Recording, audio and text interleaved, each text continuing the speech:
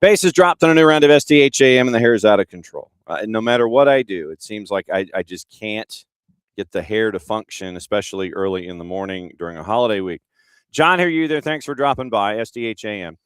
And today, we're going to keep an eye on what's going on in AFCON. If you missed our deep conversation that we had last night on soccer over there, you can go ahead and rewind and catch it, and you can go over what we did with all of the groups and all of the troubleshooting that we've got done there. Who's going to make it through? I think that when you look at the teams that are here, once again, 4x6, 24 in, now I think that it's going to be a fairly chalky tournament. Now, I think that the teams, for the most part, I don't anticipate a whole lot of surprises. Maybe in seedings, maybe in a 2-3 someplace, but not necessarily looking at things to get completely out of control in one group. Morning, Abby, from the orange it's not a vest. Come on, it's apron. From the orange apron location. Abby's getting stuff done at the Home Depot this morning. Updating you on AFCON, we had a 7:30 start this morning, 10 minutes to go, and Ivory Coast is leading Benin by the score of 1-0. And it was almost 2-0 at one point, but VAR pulled goal number 2 off the board. So Benin is chasing an equalizer with about 10.5 minutes plus any kind of added time to go. We'll go over juice boxes coming up in just a bit for the other 3 matches that are happening today, and we'll lay all of that out for you today as well. We got transfer rumors and reports and things like that to get into overseas, and we'll go over all of that, any of the news that we might have missed with players or anything like that with what happened yesterday. Here's the rundown for the rest of the week for those of you that might have missed it yesterday. So today is today. Ricky Lewis, the number 2 pick in the MLS SuperDraft. He's going to be joining us. We taped the interview yesterday, so that we're going to run that 10 o'clock to start hour number 2. And then that'll be the layout for today. We'll get you ready for all your AM news, get you ready for stories and AFCON and all that stuff. So that's going to be today. Tomorrow will be from a hotel room in Montgomery, Alabama, as will Friday, because the boss and I and the Rowdy Man are heading down to Montgomery for the holiday, and we will be down there later today, Wednesday, Thursday, Friday. And so Wednesday's show is going to be from a hotel room. And we're going to have Marketing and Branding 101. We're going to have that as a bit of a segment tomorrow. We're catching up with the folks from AC Boise as their build continues as they get ready for season number 1. We're going to find out what it takes and everything that went into the design of their jersey. And so they have kind of pulled back the curtain on us a little bit. And they're like, okay, hey, we'll walk through this and we'll let you know kind of how we approached it and how things are going when it comes to not keeping it in the stores and everything else that's attached to that. So we'll have that tomorrow. We'll kind of go into a bit of a marketing and building 101 when you're building a franchise. And then also we're going to have Nico join us at 10:30. And since obviously Thursday's Power Hour is not happening on Thursday, so Nico's going to join us at 10:30 tomorrow. Nina's going to join us at 10 o'clock on Friday. And I will double check and see if that's okay with them again next week, because next Thursday is New Year's and we're not doing a New Year's show. No show on Thursday, either this week or next. And then that way, once again, you can celebrate with your family and you can go to Waffle House or do whatever. So Thursday, Christmas Day, no show. Wednesday, Christmas Eve Day, show. Day after Christmas, show. New Year's Eve Day, show. No show New Year's Day. January 2nd, show. So that's where we are. So no show this Thursday or next. Shows on Wednesday and Friday this week and next. And so that's where we are. So 83rd minute now, once again, Ivory Coast trying to go over the top and nothing happening. So it's still 1-0. So that's the rundown for today. Ricky Lewis at 10 o'clock. And then tomorrow, once again, we're going behind the scenes at AC Boise, and we will hear from Nico Moreno at 10:30. So that's the rundown that we've got for today. The Roots will be up at a point this week where we kind of take you around the world in 30 minutes. We're going to be stopping in places like Costa Rica. We're going to be stopping with Partizan Belgrade in Serbia. We're going to catch up with them there, and we'll find out what's going on in a couple of other countries that we kind of examined, and we'll let you know what's going on with a bunch of different things. But we're going to spend a lot of time at the Apertura, the end of the Apertura in Costa Rica. So we'll have your highlights there. And also, we're going to look at the second division in Turkey and what happens when you don't get paid. Teams middle of the table, one team in particular, wasn't getting paid, and they weren't happy about it. And so it was a chance for them to kind of sit there and wave their hand in the air and go, we ain't happy about it. And it showed out on the pitch, and you will hear the call. Obviously, it's in Turkish, but nevertheless, you'll hear the call of a kickabout in the first minute from a team that got mad. So that's the rundown for today, tomorrow, and the rest of the week that we have here on the morning show. Abby's like, no, it's not. The Orange Apron place is not very busy. I can't say. Well, I mean, it's still early. And tell you what, we'll go ahead and let this roll into opening kickoff. This is opening kickoff, brought to us by our friends at Kickoff Coffee and kickoffcoffeeco.com. That's your QR code for those of you who are hanging out with us. However, you're accessing this large device or small audio, video, or somewhere in between. Maybe you've got both of them fired up this morning. So what we want you to do is start the day. Sorry, I was staring at AFCON for a second. What we want you to go to Kickoff Coffee and kickoffcoffeeco.com. Use that QR code. You work your way through that QR code, start your day there, and hit that QR code. We want you to buy out the store. And what you can do is you buy out the store, but you can do so at a 15% discount if you use the code SoccerDownHere15. You get 15% off your purchase. They, in turn, take 10%. Reinvest at youth games, youth initiatives, brought to us by our friends at Kickoff Coffee and kickoffcoffeeco.com. So my question for you this morning, I guess, is twofold. And I guess to be perfectly honest, it is one of those questions that, this time of year, you're kind of sitting there and you're going, this is what the deal is with any and all. I'm just, and Abby, I'm just not, the voice just isn't awake. I appreciate, I appreciate the looking after the pipes, but yeah, it's that time of year where everything just kind of crashes, and we're done with football season, and I'm not trying to yell. I don't want to, jump out of my shoes or anything like that, but not congested. Just the engine hasn't turned over yet to really get to full song. And also, maybe if I was to hydrate, maybe that would help out also. Couple of things. So if we take Bart's question from yesterday, and we'll let that kind of be the QOD for the week. We'll let that be the QOD for the week. What's your Atlanta United? If you could get a Christmas present, or what's your Atlanta United Christmas present? What would you give Atlanta United for Christmas, for the holidays? Abby could give 9 things to Atlanta United if she saw fit. So if you could give gifts to Atlanta United, what would they be? So that would be one QOD. That's one early part of everything. My second question is this. So if you were right now on the 23rd of December, if it was the 23rd of December, are you done? And I'll probably ask this again tomorrow. Are you done shopping? If you are chasing after the Christmas vacation and the Christmas gifting and all those kinds of things, are you done? I think I'm done. Not everything I don't believe has been delivered, but I think I'm done. And so we're to that particular point of the program where if things aren't going to get to their location in time, and this was a conundrum that the boss had this morning. It's something that she kind of faced this morning. So far, she has escaped it. So this time of year, we're at the mercy of the folks that ship us stuff. Ricky's been done for 2 weeks.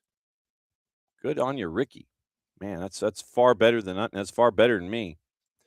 So, Ricky being the intrepid producer that he is, yes, this is something that we're going to be getting into, because when they announce something on their website, it raised an eyebrow.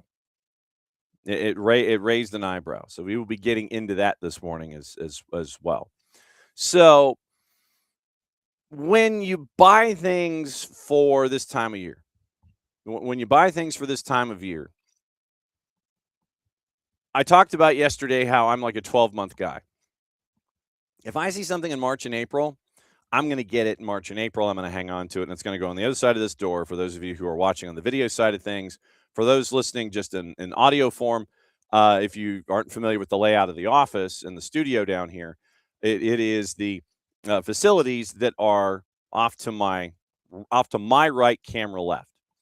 And behind that door is a shower that's not used except for storage. And there is a 5-shelf case that is inside the bathtub or shower, which is what it is, a shower. It's not necessarily a bathtub.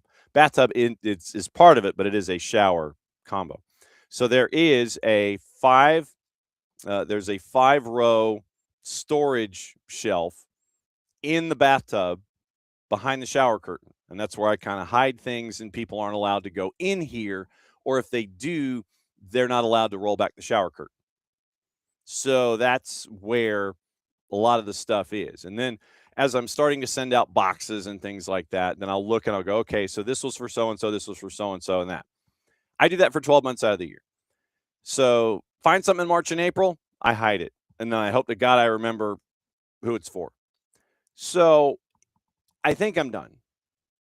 But I think there might be a thing or two that is still out in the ether that has to be shipped to me to satisfy all of the gifting and all of that stuff. If you are, in fact, one of those folks that kind of waits toward the end of everything and it doesn't show up, how do you handle it? And this was the boss's conundrum that she had this morning. And she was trying to figure out, okay, how do I do something where it's not there?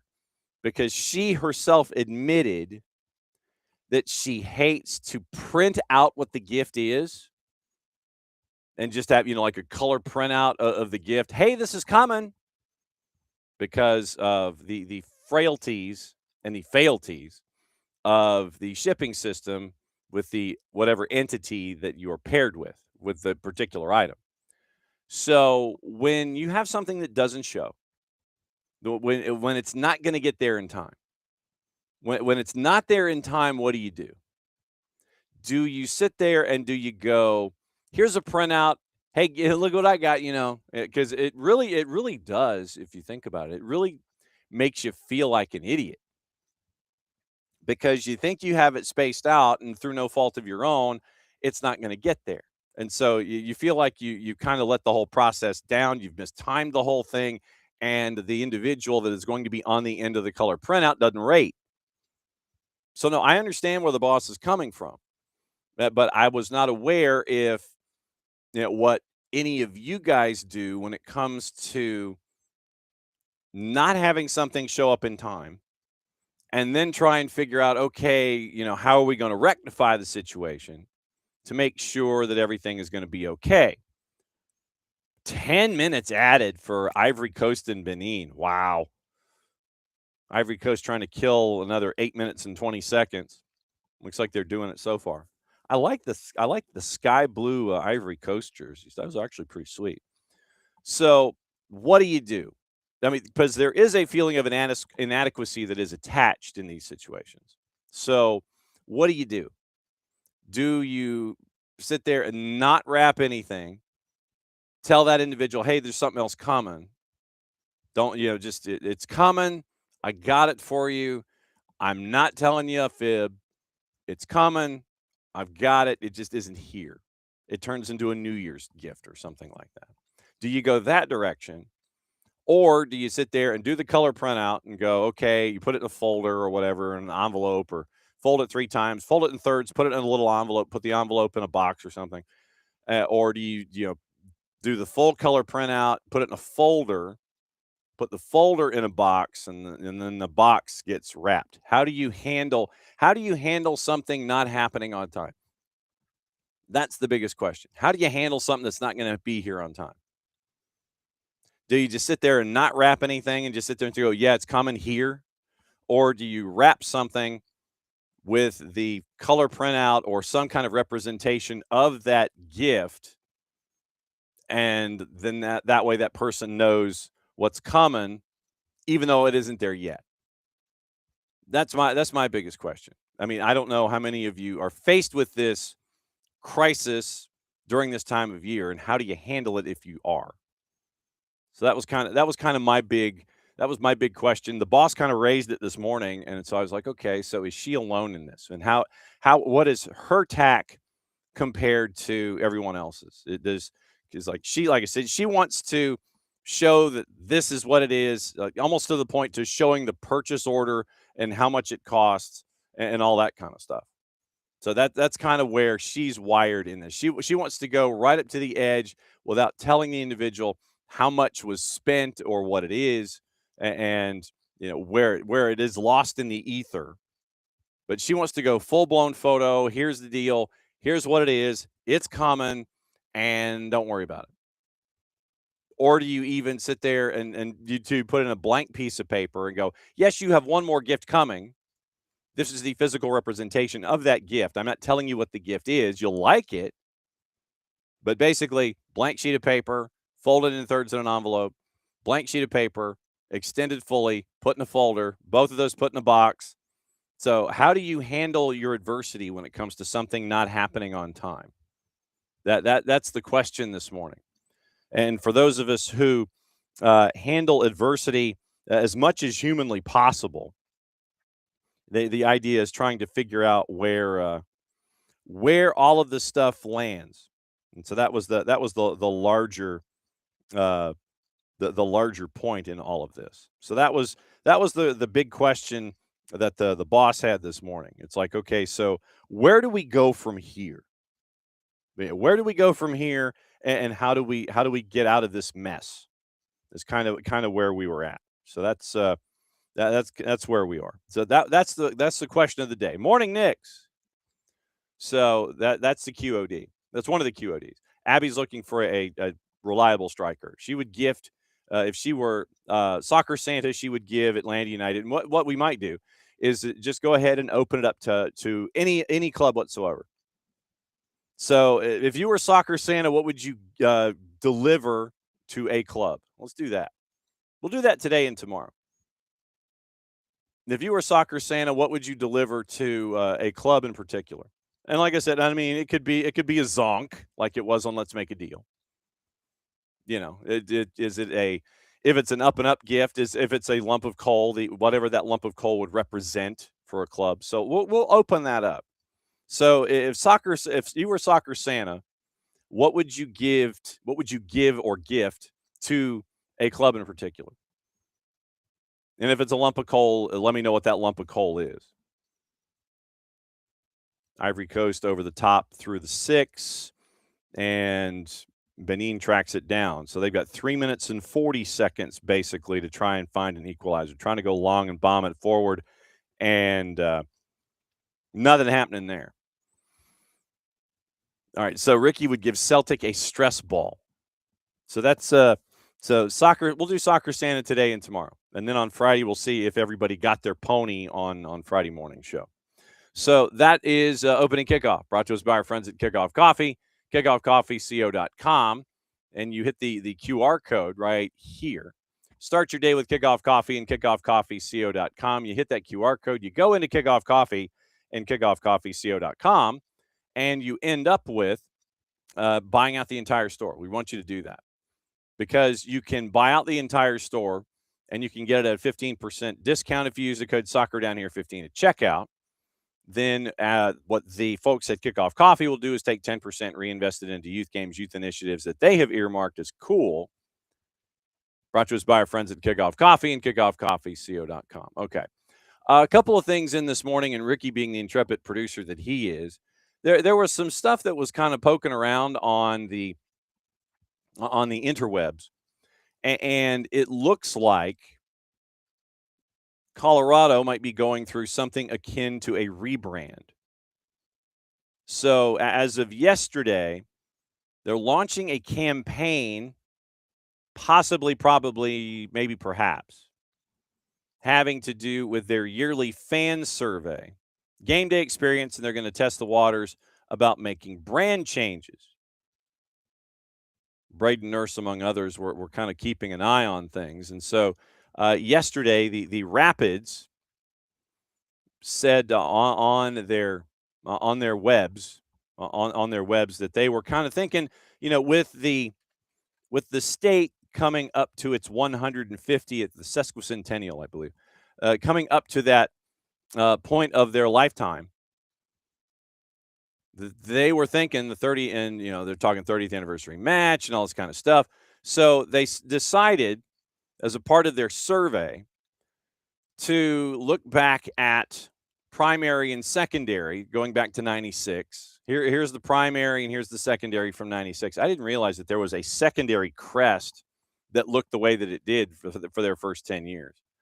And then you have the Rapids diamond and the circular C, somewhat resembling the state of Colorado on the state flag.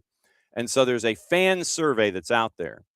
Which crest and colors best represents the club's visual identity? And I know that a lot of folks are going to sit there and they're going to look at that first logo of 96 and then maybe pair it with the second logo from 2007. And so they have a survey. You click through it, and it's the One Club, One Legacy project, built on principles of the One Club ethos, part of their ongoing dialogue asking for input on the club's identity. Feedback is going to help shape the next steps.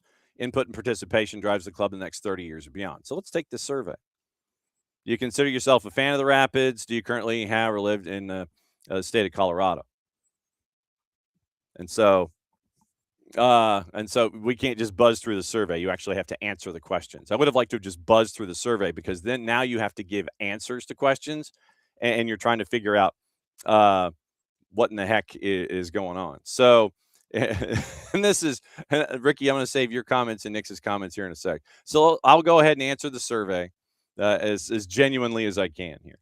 So do I consider myself a fan of the Rapids?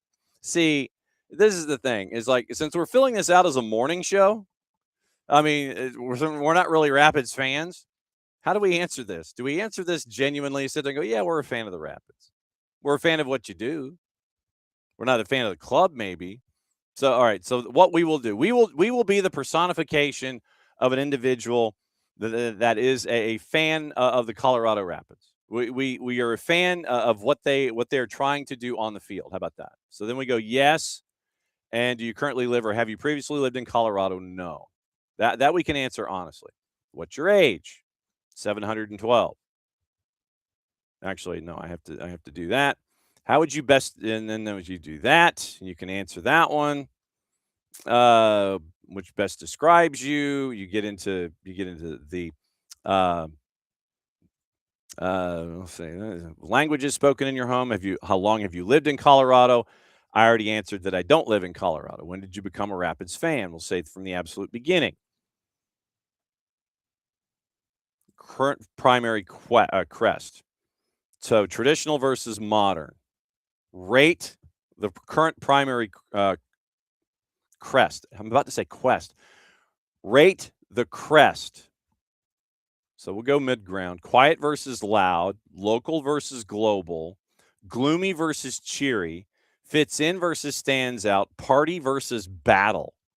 It's very party or very battle. I've never known party and battle to be anything that's attached to adjectives. Party or battle. I'm very battle today. I'm very party today. I'm very battle today. I've never heard, literally, and that's your extreme in one of these questions. Literally, I'm either very party or very battle. I don't know if that is a Colorado thing or not. But party versus battle. I've never had those as options before. Current secondary crest. Goodness gracious. I keep wanting to say quest, and that's not correct. That's not correct. I feel like Elmer Fudd all of a sudden. DR Congo gets the win, by the way, to minus 161. They won 1-0 over Benin. Senegal and Botswana kick off in a half an hour. Senegal's a minus 833. Draws a plus 740, Botswana's a plus 2240 in the composite, courtesy of our friends at Odds Portal. Nigeria, Tanzania is at 1230. And we'll go back over these odds as when we're done for today. Nigeria, Tanzania minus 244. Draw is plus 312. Tanzania is a plus 785. And at 3 o'clock, Tunisia, Uganda. Tunisia is a minus 149. Draws a plus 234. And Uganda is a plus 500. So those currently are your juice boxes looking at what's happening in AFCON today. So DR Congo gets full points. It was almost 2. VAR pulled the second goal off the board, and it was a 1-0 win. That's all you need. Rating the Rapids' current secondary crest, traditional versus modern. See, under normal circumstances, if I was a fan, I would sit there and say, I like that a lot better because it represents, it's off of the state flag, quiet versus loud, local versus global, gloomy versus cheery, fits in versus stands out, party versus battle. Party versus battle. Original primary crest. See, I almost said quest. Original primary quest. Man, I'm having problems this morning. And I'll get you once again. It's the original, traditional versus modern, quiet versus loud, local versus global. What I'm doing on purpose is I'm doing middle for all of these. So that way it's not a reflection one way or the other. I'm doing neutral grades all the way through, but I'm going through all the questions. Fits in versus stands out, and party versus battle. It's very party. Very battle. Rawr! I think that's the only thing that's missing. Original secondary quest. This is one of the four. This is the one of the four that I don't like. Original secondary crest. Traditional versus modern, quiet versus loud, but I'm still marking mid-ground because we're just in here to fill out the survey. Local versus global, gloomy versus cheery, fits in versus stands out, and party versus battle. Man, I swear to God, I've never heard of anything being very battle. Very battle. You look very battle today. Which of these crests best represents the Rapids? I'm going to go original primary because I'm old. And then they're asking you why. So I'm going to say you always go with your first thoughts on a question. You always go with your first answer, because if you're thinking about it, then you're questioning yourself. And so I'm just saying, basically, to fill out the survey, always go with your first thoughts on any question. Therefore, it's the original primary quest. Jeez, I'm going to get stuck in that all day. Original primary crest. And I almost spelled quest. Unbelievable. Wow. Which of these crests or logos shapes best represents the club? Well, I mean, it would have to be the original primary. So I'm just going to continue saying the same thing over and over. See above. Which of these colors best represents the club? I'll go with a cobalt. I'll go with that. But no. If you're going with the original, then you got to go with the green. Once again, see above. So there you go. So you get to choose what color you think best represents it, which crests, logos, or shapes best represent it, and which crest best represents. And so, like I said, I'm going all originals. And okay, so next page. How do you feel about the name Colorado Rapids? It's part of our history. It's unique to us. It should be updated to reflect European monikers, FC Sporting or Inter. I dislike it and prefer it to be changed to something new. I like it and it should be kept. Other, please specify. So we'll go, it's part of our history. So it was either going to be that or, I like it and it should be kept. I mean, because I'm thinking favorite memory as a Rapids fan. Let's see. The favorite memory as a Rapids fan. What can we put in here? So hang on. Let's see. Open Cup. I have a memory in mind. And let's see if it is a correct. Let's see if it's correct. Yes. So the Silverbacks win over the Rapids in the Open Cup 5th round. That's what it would be for me. So that's what I would end up doing is the but if I put in there the Silverbacks beating the Rapids in the Open Cup in the chaos where the Silverbacks were down to 9 and you're having stuff being sent up from the stands down to a cell phone down on the field to an equipment manager because you had coaches tossed. By the way, that game, the 2014 Open Cup game with Silverbacks, that's on YouTube. So I would recommend watching it. But we got to come up with something else that's a favorite memory of the Colorado Rapids. So let's do this. Let's do day one because it meant that pro soccer was coming to Colorado. Was coming to Colorado. Okay, so there we go. That's the favorite memory as a Rapids fan. So finish. Thank you for taking time to complete the survey. Okay, so that's what the survey was. It was fairly innocuous. So here's so Ricky. Ricky goes, I swear if they go Colorado FC or FC Colorado, they'll go on the naughty list. Well, absolutely. I mean, to your point, it's a Colorado Rapids, awesome, doesn't need changing.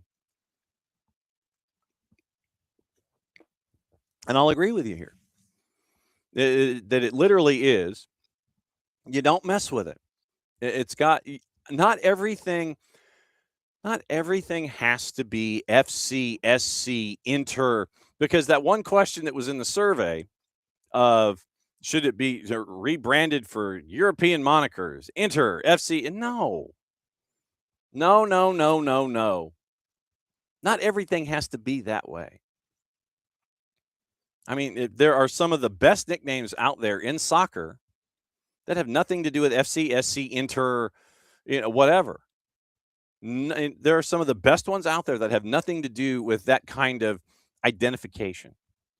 And I know that here in the States, we're used to the idea of first name, last name. It doesn't have to be, generic. It doesn't have to be FC, SC, Inter, Sporting, what have you. And besides, Sporting already exists in Kansas City. What's the why would you want to, in continuing the interstate system from Kansas into Colorado, why would you want to have two states that have teams that are locked into the idea of looking and feeling the same way? Makes zero sense. So you got a Sporting Kansas City, so let's go Sporting Colorado. No. You don't want to do that. Don't want to do that. But you put that out there as part of your survey anyway. It does not need changing. Ricky, you are absolutely 120% correct. Does not need changing at all. Colorado, I think if you see, and this is the thing that gets me, considering I'm 712 years old, I like the original logo. But I don't know if it has its place today in what Colorado Rapids might want to do with their new look. If in honor of the sesquicentennial, if you did something, literally, I don't know if you need, and this is to Nix's point, feeling like every rebrand in the last 10 years has not gone well, and Nix extends it to or ever. So, and that's the thing. So here's the idea from Ricky once again. It's a perfect complement to Denver Summit. So literally, you have the Summit would be the perfect complement to the Rapids because they were there first. But you have the idea of something that is attached to your geography that it draws people to it. It's like, yeah, we went out and we navigated the rapids today. We went out in our boats and canoes and we sat there and we went on top of the rapids, climbed the summit, conquered the rapids. That's Colorado. That's not something that you want to sit there and mess with. I think you're good.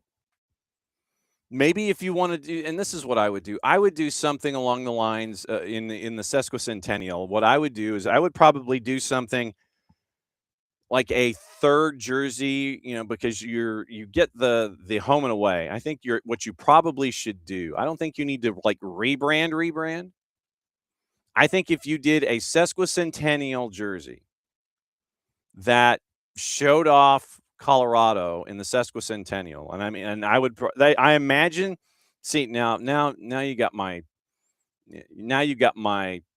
spidey senses going here. Okay, Let's see if I could spell sesquicentennial. I think, no, I was close before other fingers got in the way. Okay, so Colorado sesquicentennial. Do they have its own website?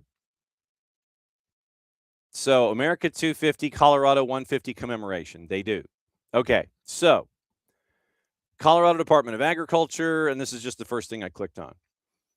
Together in 26, Colorado and America celebrate our sesquisemiquincentennial. Holy crap. Okay, so literally this is what they're calling it. They're calling it the sesquisemiquincentennial. God, that's a mouthful. Because they're celebrating America 250 and Colorado 150 at the same time. Literally, I'm going to put the word here. Colorado is celebrating their sesquisemiquincentennial.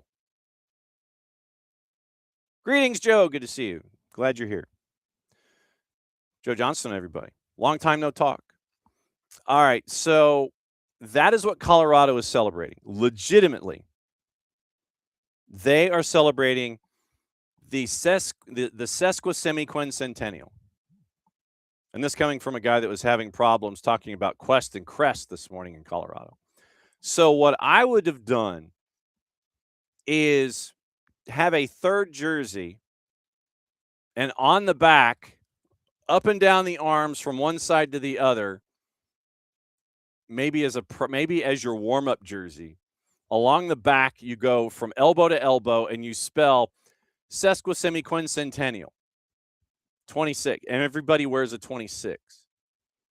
So next season for your warm-up jersey at home, you have the sesquisemiquincentennial practice jersey. Everybody's wearing a sesquisemiquincentennial jersey during warm-ups, and it's got a 26 on the back. So now what we've got to do, we got to figure out all of the things that are attached. And we might have a new keeper. So Ricky in the Five Stripes Don't Stop department, along with Rich, keeping an eye on that. So, and apparently we have to remind Rich of the Five Stripes Don't Stop element in all of this. So we'll keep an eye on what's going on top of the hour. Traditionally, when these Five Stripes Don't Stop tweets are available, then that means that something's going on, and to keep an eye on it for the top of the hour. So Atlanta United has a cryptic tweet out in the Five Stripes Don't Stop department. And so Rich, as we sit here and we try to solve Colorado's problems and look at Atlanta's. So let's take a look at the cryptic tweet.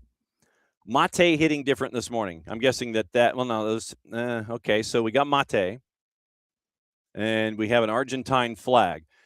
Rich, the whole thing involving the Five Stripes Don't Stop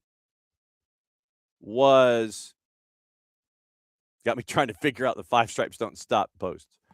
We can give Darren Eales all the credit. How do we in some way generate interest on social media for any kind of a club edition or a club event or a club moment? And so literally with Darren Eales, it was Five Stripes Don't Stop. You know, how do we promote this player? How do we give a cryptic tweet about who's coming in? Those kinds of things. So keep an eye out. We'll keep an eye out at the top of the hour. Traditionally, that's how this works. Like 9:30 is when this stuff goes down. And then traditionally, at 9:34 was when it went down. So it might be 10:05. And then you have the yin and the yang for your hot water machine. So you have to look at all of the elements that are attached to it. But yes, Darren Eales was big into the Five Stripes Don't Stop moniker and bringing in of talent and having people guess and freak out. When you've got boats and things. You know, what's it looking? Oh, it's a boat? It's Barco. You know, one of those kind of things. So that's what it looks like. So it looks like something's going to happen top of the hour as people are prepping their mate at the Children's Healthcare of Atlanta training ground. So we're going to try, and we're workshopping fixing Colorado Rapids sesquisemiquincentennial jerseys. So there is an actual America 250 Colorado 150 commission And I would probably do something Stars and Barsy in Colorado-ish or something like that to celebrate 250, 150 because they've got a coffee table book, harvest table dinners, those kinds of things. But yes, there is a commemoration, the sesquicentennial for Colorado and the semi-quincentennial, half of 500. And so what they've done is the state of Colorado has combined the two into a crest that has both stars and bars and the Colorado sun and the overlapping Red Sea. So that's what you're staring at with that. So that's where I would have gone. Maybe try to come up with a color scheme, something in there, but the sesquisemiquincentennial, the 250, 150, where the state of Colorado has thought this through. I'm thinking somewhere in those colors for a warm-up jersey. I don't think you have to do complete and total blowing up of everything and the rebranding and all that kind of stuff. But Colorado seems to want to go down this road. Just don't change Colorado Rapids. Don't change Colorado Rapids. That's where I would be going. And Abby was looking for names for the NWSL team. I think Jarrett was on the right track here. If you go off of Apollo and you go Apollo Athena, that's where I would have gone. Apollo Athena. That's kind of where I was staring. Yeah, and legitimately, Ricky has a point here. Summit Rapids. I mean, literally the highs and the fabric. I mean, literally, it's like the mountains and the rivers, the land and the sea, the ocean or the water and the earth. I mean, literally, you can't get any better when it comes to those two for that state. I think for that state, you smashed it. Summit Rapids, you got it. You're done. Just figure out your color schemes. But I think that's just whatever you do, don't change Colorado Rapids. Don't do it. So, you switched to Twitch instead of Twitter. There you go. And yeah, and Rich, I'm right there with you. It is too early for me. That's why I defer to everybody else. Rich says, I know they're riddles. It's just too early for me to figure out before your coffee. I'm right there with you. I mean, look, that's why I have this here every morning.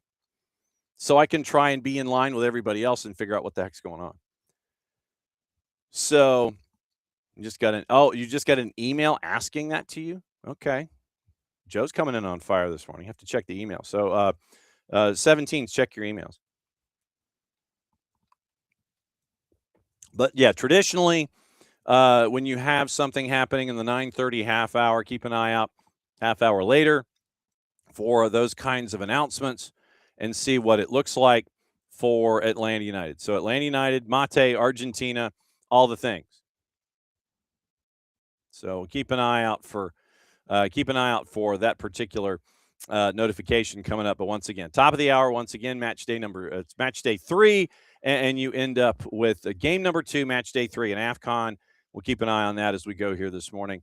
Also in hour number 2, after we go through the anticipated announcement from Atlanta United, both whatever player that is going to be at shortly after 10 o'clock, we would anticipate. Then we'll get into our interview with Ricky Lewis, the number 2 overall pick from the SuperDraft out of Georgia Southern, heading to FC Dallas. We caught up with him yesterday, so that'll be in hour number 2 as we get you ready for an apparent, possible, probable 5 stripes don't stop moment coming up shortly after 10 o'clock. So, okay, so Joe says it was an email asking thoughts. 1, the idea for what the NWSL team should represent, team name, and how much it should be aligned with Atlanta United.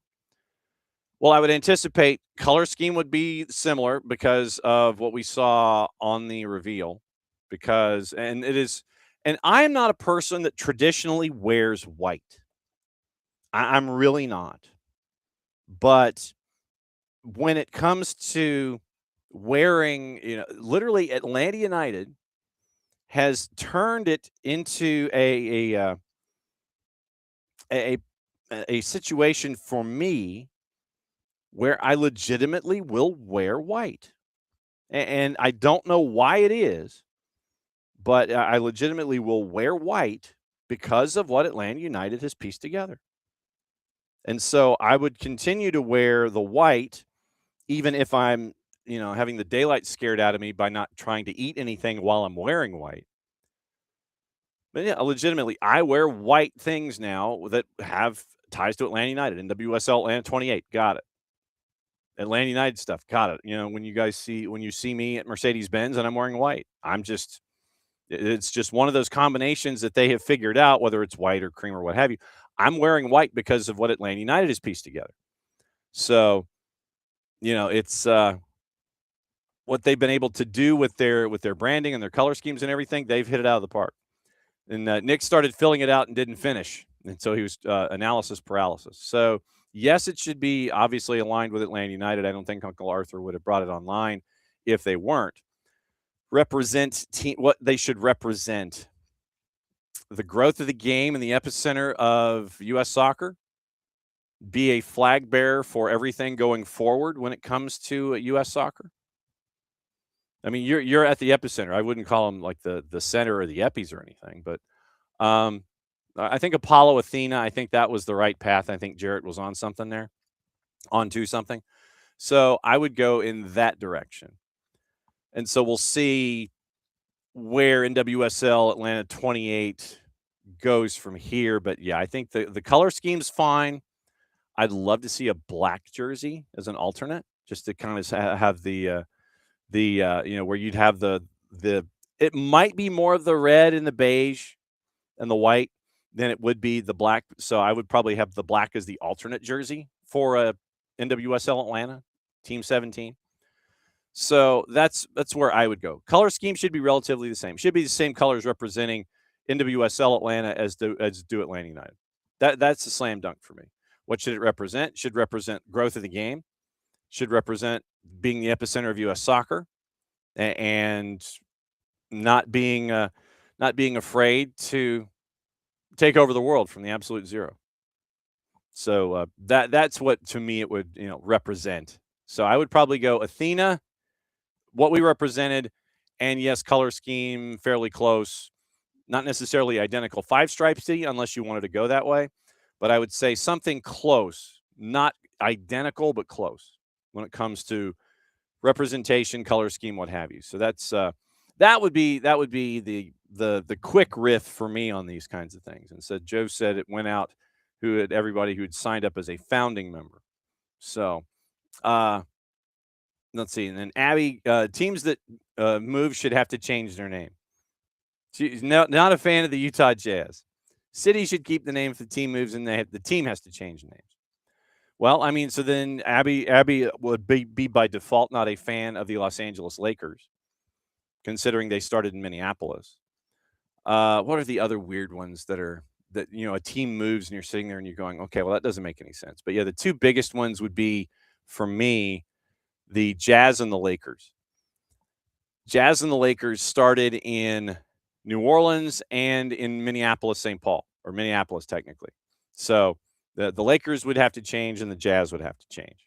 So that's kind of where we would be with the teams in their absolute cities. Nick still has his tab open, so we'll see if it. Well, I mean, the gold was what I was gunning for. Yeah, I guess it's more of a gold for me. I mean, it looked kind of more of a. It wasn't a sharp gold. It was kind of more like an old gold, like a Georgia Tech kind of gold. And that's why I was leaning toward the beige, and I use the word beige. So for me, it would be something old gold to go with the sharp red and the sharp black, somewhere in there. But I would have like a road white, because we've seen with Atlanta United too, when they go on the road and they've got that road white, how sharp it can be. So I would say for NWSL Atlanta, go road white with your old gold red and black piping, something like that. That's what I would do. And then you come home and you have the home red, and then it would be the same old gold and black piping that we see with Atlanta United. but maybe there's some white in there somewhere as a third stripe or a fifth stripe, because if you did one stripe of red, two stripes of black, and then white, then that would be your 5 stripes. Something like that. As we sit here and we're workshopping uniforms that are like 2.5 years away. Yeah, Arizona Cardinals. Well, yeah, but I mean, are there any Cardinals in? I mean, but I would think that if there are Cardinals, maybe they're in Arizona. I don't know. And then you have, and Abby was like Indianapolis Colts. So Indianapolis Colts, but I mean, you still have horses in Indiana. So if it's indigenous, I get it. Like I said, if it's indigenous to it with the Jazz and the King and with the Jazz and the Lakers, I could understand, if needing them to change because it's not indigenous to that particular territory. So, yeah, I like the Kings kit, the white with gold piping. Yeah, yes, and Abby, the biggest thing, Abby makes the point. Numbers you can read in names, because being up in the booth at Mercedes-Benz trying to read those numbers that you can't does not do a service to a broadcaster. Doesn't do a service for television, doesn't do service for radio. Does not either way.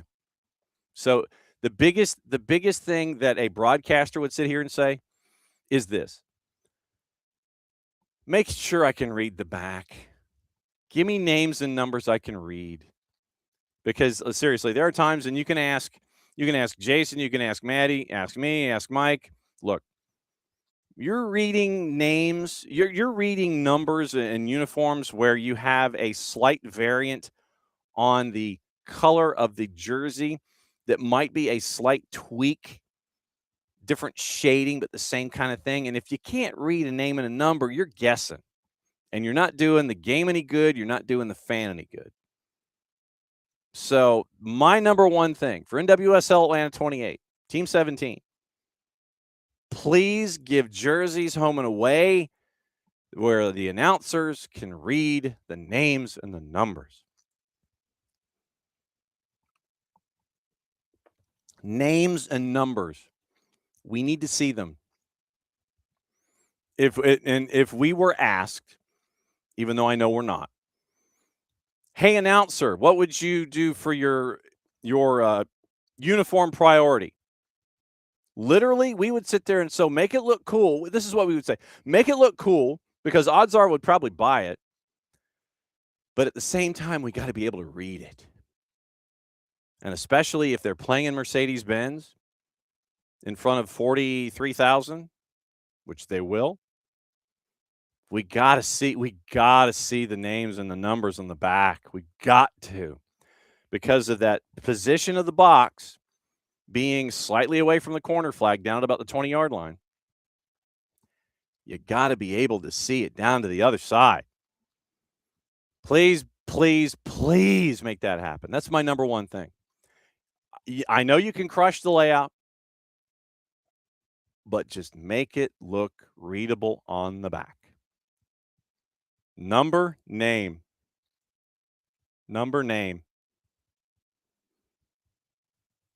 We need to know subs. We need to know names. We need to know numbers.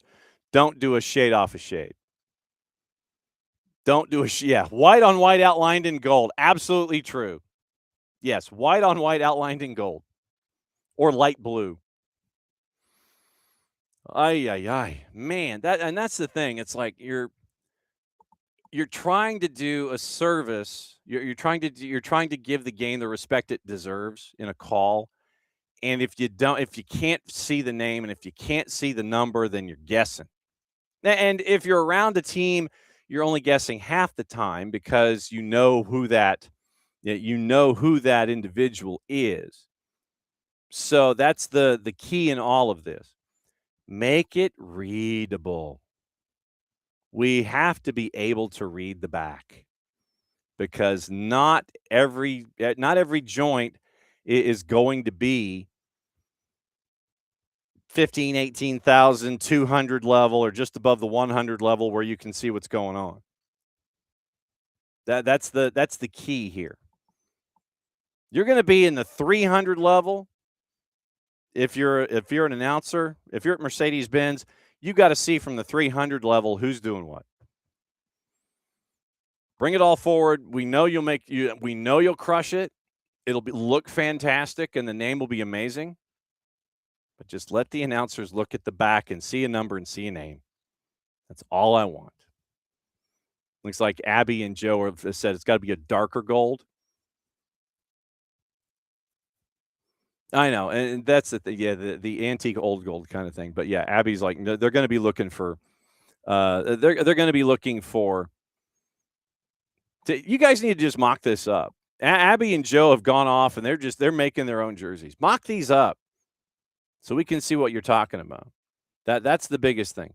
Mock them up, so we can see what's going on. That would be the biggest thing for me.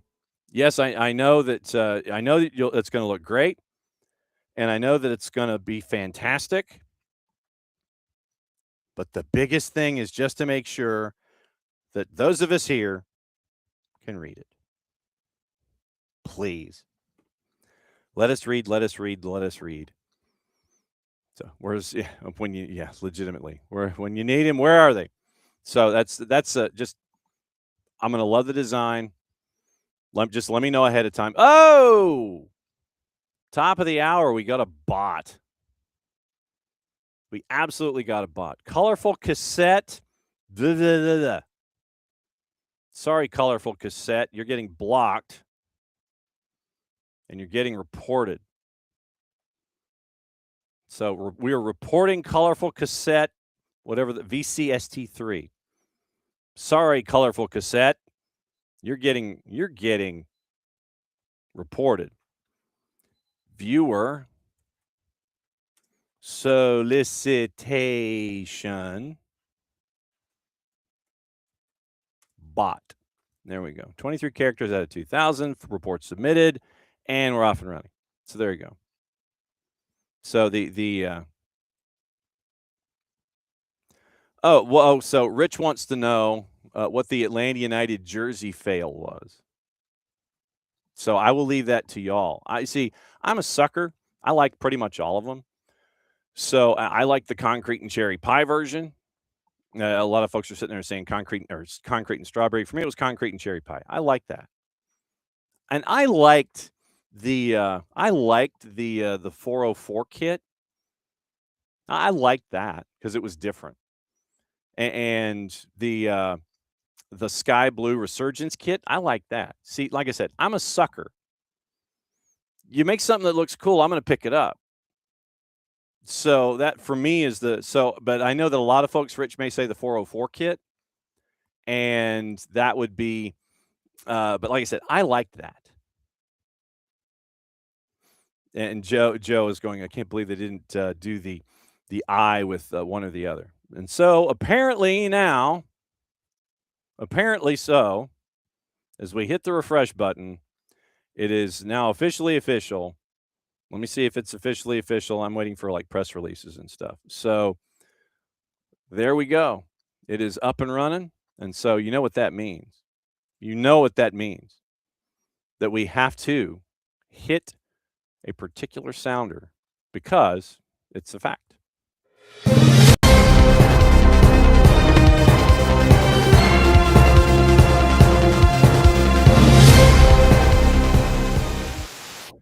Lucas Hoyos, officially official. Keeper Lucas Hoyos is signed on a free through the 26th season, options for 27 and 27-28. So Lucas Hoyos, officially official. And the rundown on Lucas Hoyos, for those that may not know, spent the previous 3 seasons at Newell's Old Boys, occupying an international roster spot pending the receipt of his ITC, his international trade certificate, and a transfer certificate in his P1 visa. Quote from Hendy, we're pleased to sign Lucas. Look forward to welcoming him to the club. A goalkeeper with a lot of experience in South America, leader of the back line, familiar with Tata's style of play.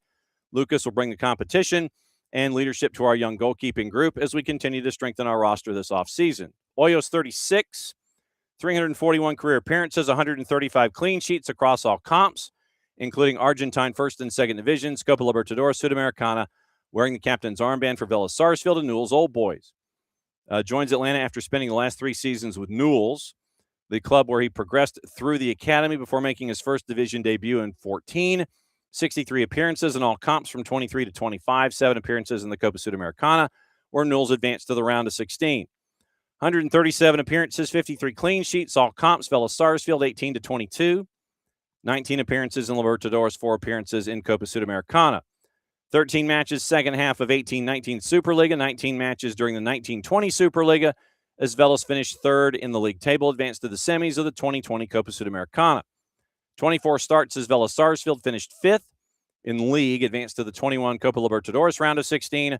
During the 22 season, made a combined 43 appearances in all comps, leading Vélez to the semis of the 22 Copa Libertadores.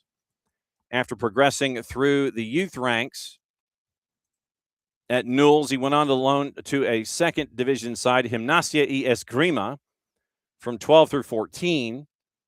12 clean sheets and 21 appearances, briefly returned to Newell's, made his first division debut in 14 before transferring to Instituto Atlético Central Córdoba. 66 appearances, all comps, 15-16. Following season, made the move back to the first division with Atlético de Rafaela. 26 appearances, returned to Instituto for 17-18. Another 26 appearances for the club before a move back to the first division with Vélez. And so it's officially official. Officially official. You have the new older keeper to be there as mentor and or challenge for Jaden Hibbert. So that is now officially official. Lucas Hoyos comes in, and we will. Let me see if there's anything in the. Let me check and see if there's anything in the stat sheets that we have not been able to mention. So Lucas Hoyos still listed as Newell. So Transfermarkt hadn't caught up yet. So yeah, contract expires in 8 days, technically, with Newell's. So Lucas Hoyos is coming in from there. So stats, all seasons, and we have the all seasons overview. So let's see, nothing in the Clausura yet. Projection Clausura had the 1 start. And what is that? Oh, clean sheet. So he had no goals. Okay. So 1 start, 1 clean sheet in the Copa Proyección Clausura. 14 starts in 24 with Newell's. What is that? Yeah, appearances. 14 appearances. No, 15 appearances. 15 appearances. No, 14. You had it right the first time. 14 appearances, Copa Argentina, Liga Profesional. It was 5 clean sheets, 8 clean sheets in 24. 22 clean sheets across all comps in 23, in 48 appearances, all comps. 22 Liga Profesional. It was 18-29. 43 appearances in the 22 calendar year, and he had 13 clean sheets. And so, yeah, you have the Newell's run in the Aperture. Then you have Copa Argentina for Gimnasia y Esgrima, back to Newell's, then to Instituto ACC, then from there to Atlético de Rafaela for 26, back to Instituto. Then it goes to Vélez Sarsfield, where he was from 18 all the way through the 22 calendar year, and then Newell's, and that's where he's been. So that is your Lucas Hoyos breakdown of where he's been and what he's doing. So market value, once again, and this is just the random number that's assigned by Transfermarkt.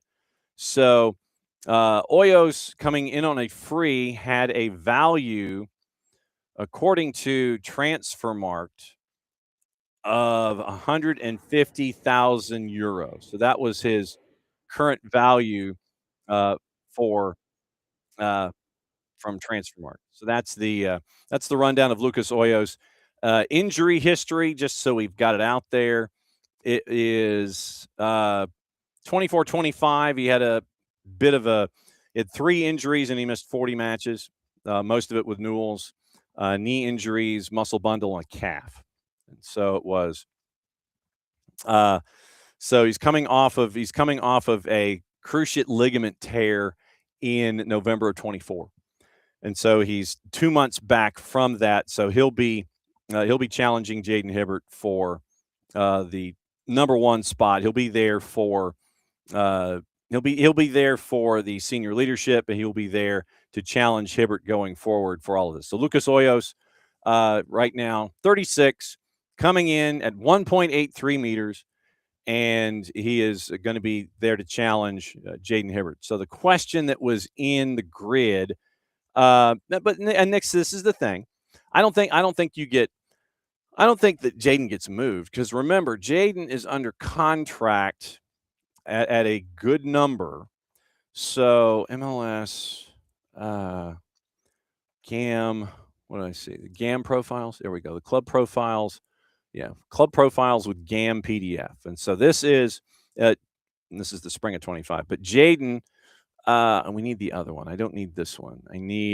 Jaden had option years for 26, 7, and 8, and it was on a pretty decent number. So let's see. September 2025 MLS GAM. That's what I'm looking for. So notable schedule release, roster profiles, 2025 GAM figures in 24. That's not what I'm looking for. Here we go. Full club breakdown. I need the click to the link as opposed to what Major League Soccer is like. You can go here and then you can click on it. No, I need to just click on it. So looking at the contracts that were there, this is not what I needed. So this is me trying to find something that I thought I needed and I thought I clicked on, but I didn't. So regular season schedule unveiling, schedule 25 and 26. But all right, so maybe if I just do this, if I do a Jaden Hibbert search, let's see, ATLUTD. So Jaden had 3 option years after 26 that were attached to Atlanta United. So 2025 international career, not what I'm looking for. So I'm 2 for 2. All right. So what if we go here? Clutch and match day 31. Okay, I'm like 3 for 3. But anyway, the number that Jaden Hibbert was attached to was a pretty decent number when it comes to salary. And of course, when I'm not looking for it is when I'll find it. So MLS players. So if we go to the salary guide for the MLS PA, right now, if you go Jaden Hibbert, and give me Jaden Nelson first. Jaden Hibbert right now is on a base salary as of October 1st of $80,622. He's on a rookie min deal. And to have someone that has that kind of a salary number in a cap league is something that you can hang on to. And we've known what Jaden can bring to the table. So, I mean, if you want to look at it as like an Ustari Rocco Rios Novo situation, you can, but we've seen what Jaden Hibbert brings to the table. And when you bring in a Lucas Hoyos, who will be that 36-year-old that you have, remember, you're going to have cup competition. You're going to have stuff outside of Major League Soccer. You're going to be going after other tournaments as well. And you're going to need that depth because remember, of the schedule compression that is attached in 2026 because of World Cup. You're going to have compression. You're going to have other tournaments. And so you're going to need that experienced keeper to lay it all out for you as that A or B or whatever you want to lay it out as. So you're going to have schedule compression. So as you laid out the schedule for 26, so just to give you an idea as to what you need in this schedule, because of that World Cup being right there in the middle of everything, you're going to need an A and you're going to need a B. So you're fine in February and March. April, you've got one period of 3 matches in 8 days. You have Atlanta Nashville at Mercedes-Benz, Atlanta New England at Mercedes-Benz, and then you go to BMO. 18th, 22nd, 25th of April. Then in May, you're okay. So in everything leading up to the World Cup break, May 24th, last game, you only have that one opportunity where you have schedule compression. But remember, once again, you're juggling this with other competitions too. You come back in July, you've got 3 matches in 9 days to finish the month. In August, you've got an international break, but then you come back and you have 4 matches in 2 weeks, 15th, 19th, 23rd, 29th. So you've got that. So you have 3 and 8 days, and then you've got 1 to wrap up the month of August. September, 5th, 9th, 12th, 19th, 26th. So you have that 1 window there as well. October, 3 matches in 8 days.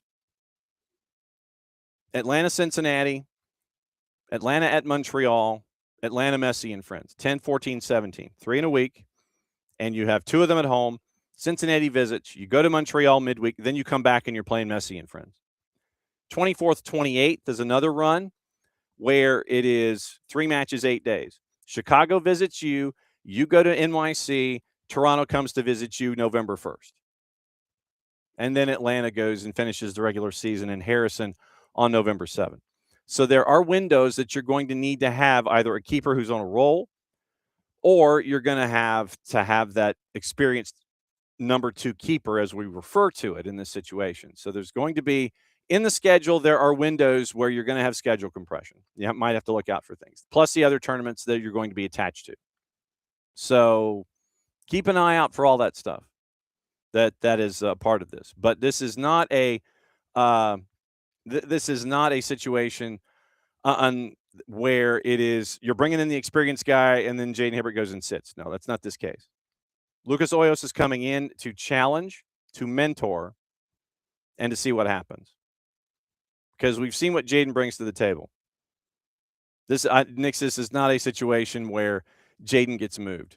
His contract is too attractive in a cap league to shift anything like that.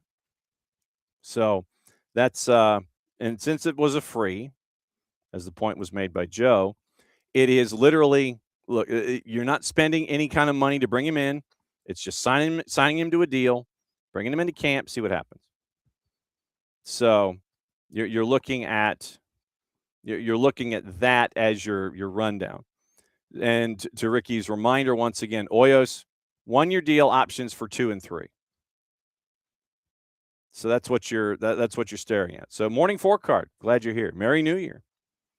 And so you're looking at those salary figures that are attached. Once again, remember, cap league, Hoyos is in on a 1+1+1, and Jaden got picked up for what his number was. So like I said, back in September, he was a cap friendly 80,622, and so that's a no-brainer. That was a no-brainer to try and to re-up Jaden Hibbert to look at what's there. And so our friends from Spot Track, they lay it all out for you. In 25, 80,622, and that's what the number is. According to Spot Track, that's the number. And obviously you can renegotiate it if you feel that you want to or need to. But right now, that rookie min deal with those 3 option years, that's where Jaden Hibbert's locked in, 80,622. That's the kind of number that you like. You like young players on early contract numbers, first set of contracts. And so that's what you like. You like having that 80,622. That's what his number is in 26. And that's what the number would be in 27 and 28. But I would imagine that if he continues to go on the growth track that he's on, that 80,622 would increase, and it would increase, to 6 figures or what have you. But right now, that number that Jaden Hibbert's on, 80,622, locked in right there at 80,622. So that is a salary figure that you dig. You dig those kind of numbers. So we'll keep an eye on Hoyos as he comes in to see what it all looks like. And so Lucas Hoyos, 36, comes in from Newell's, and he is a part of Keeper Camp as we get ready for the 26th season. So that's very, very. So once again, you're adding players, and you're getting that much closer to camp. Which, I mean, you're probably like a month away from camp. Your pitchers and catchers probably report in like 3 weeks, and then you go to camp. You start having camp and everything, and everybody sits there and goes, "Oh, okay, so hey, it wasn't that long," and it really isn't. Literally, season ends, and you're right back at it like in 6 weeks. So that's that's the rundown for everything with Lucas Hoyos in the signing, as he now joins Five Stripes, and as we all know, Five Stripes don't stop. Right now, it is 20th minute, and it looks like it's raining. You know what's in Morocco. Senegal and Botswana are scoreless, and it is. It looks like it's a downpour. It really does. It really looks like a downpour. So Botswana, a 4-figure underdog in this. They were on the plus side of over 1,000 heading into this match, and so we'll see what it looks like with these two as we go. And it is pouring in Tangier. It is pouring right now. So goalless Senegal, Botswana.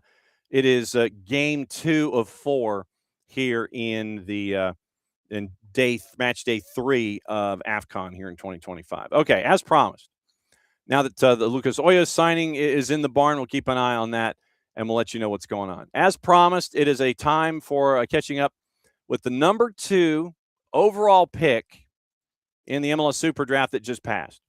And it's an opportunity for a Georgia Southern Eagle to head out to Dallas and find out what it's going to be like to be under Eric Quill and his system, and what it's going to be like for Ricky Lewis to go from Fort Myers, Florida, to Statesboro, Georgia, to Dallas, Texas, or to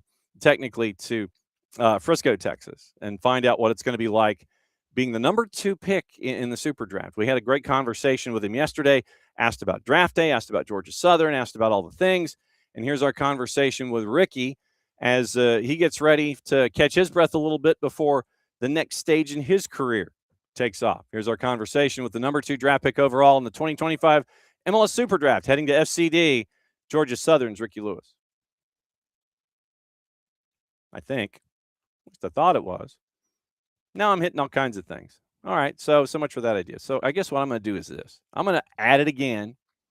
And so, I mean, I tease it and then absolutely just sit there and it's just like, nope, not happening. And so we go from there to here. We'll see what happens. If I upload it, does it happen? Does it exist? So traditionally, Ricky, when I'm on the sidelines and I'm doing games or whatever, one of the things that they always tell us never to ask when something is completed is, how does it feel? You know, how does it feel to have done this? I'm going to put $1 in the jar and understand that I violated sideline reporter law number 1 and go ahead and ask, now that the draft is over, how does it feel? Yeah, I mean, it still hasn't hit me yet, but it's just amazing. Like right now, like everything I dreamed about is coming to reality.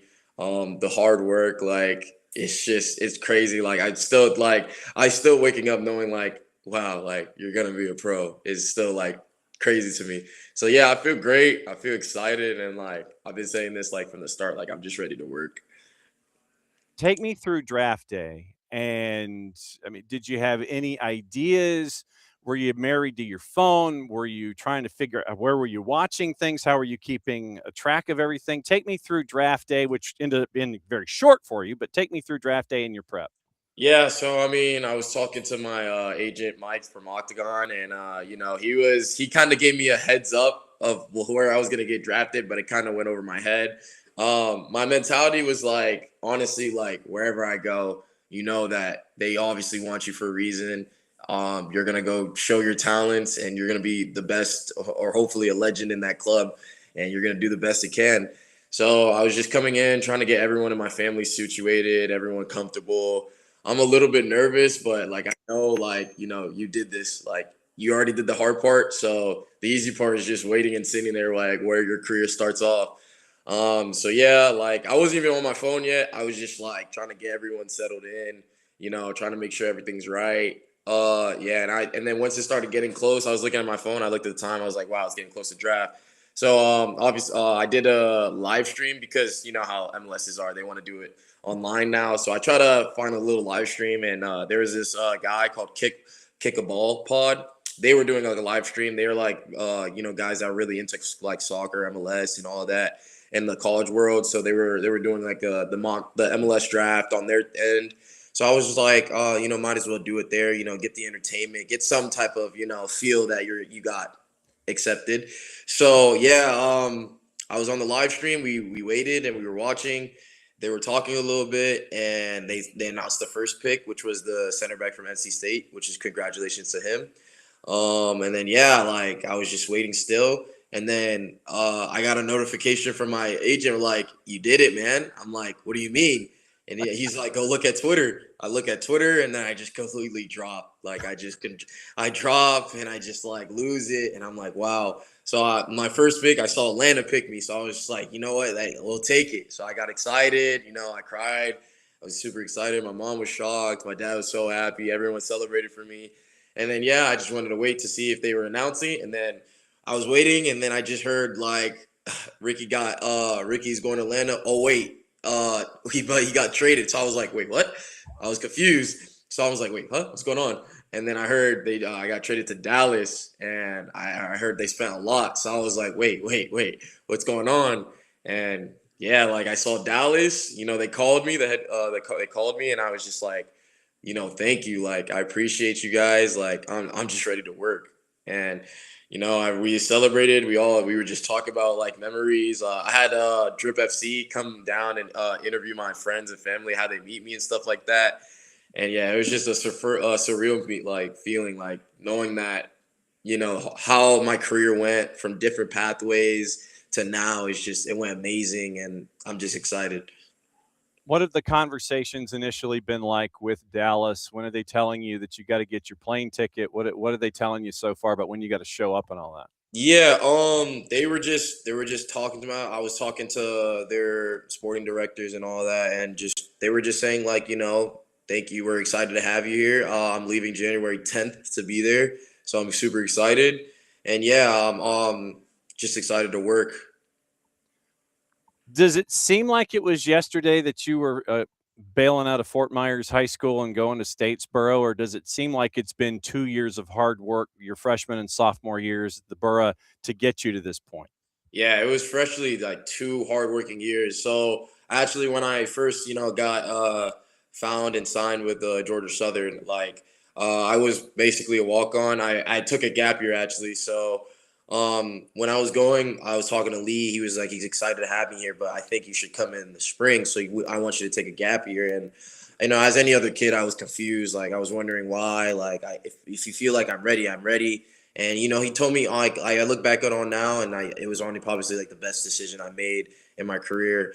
He just thought like how the season's going and how like the people they have, it just wouldn't look best for me. So he wants me to get that polish up development more. So I went to an academy called Strive. The head coach was Christian Nagu, who used to work at UNC Chapel, and he helped us. He trained us, and he showed us all the ways of the college soccer ball. From the practices, from how the games are, and how to polish our touches. In the games like that, and we played a couple of decent teams like MLS Next teams, and it was fun. So yeah. When you go from freshman to sophomore year, you scored, I think it was 4 your freshman year. Then you finish up with 9 plus 3 and 21 points as a sophomore. How do you think your game improved from freshman year at Southern to sophomore year at Southern to where you end up going second overall? Yeah, I think I still look back at it now. I thought my freshman year was decent. I mean, I feel like still to this day, if I could rewind and take it back, I would. Yeah, I mean, right after my freshman season, I really told Lee, like right after the game, like after the season was over, like, hey, I want to work. Like I wanted to, like this is my passion. I want to work. So he was just telling me in the spring, that's what we're gonna do. We're gonna have a plan for you, and we want you to succeed. So literally on in the spring, I was just training every time after sessions, training by myself, getting the extra work in, extra finishes after training sessions, and that's all I wanted.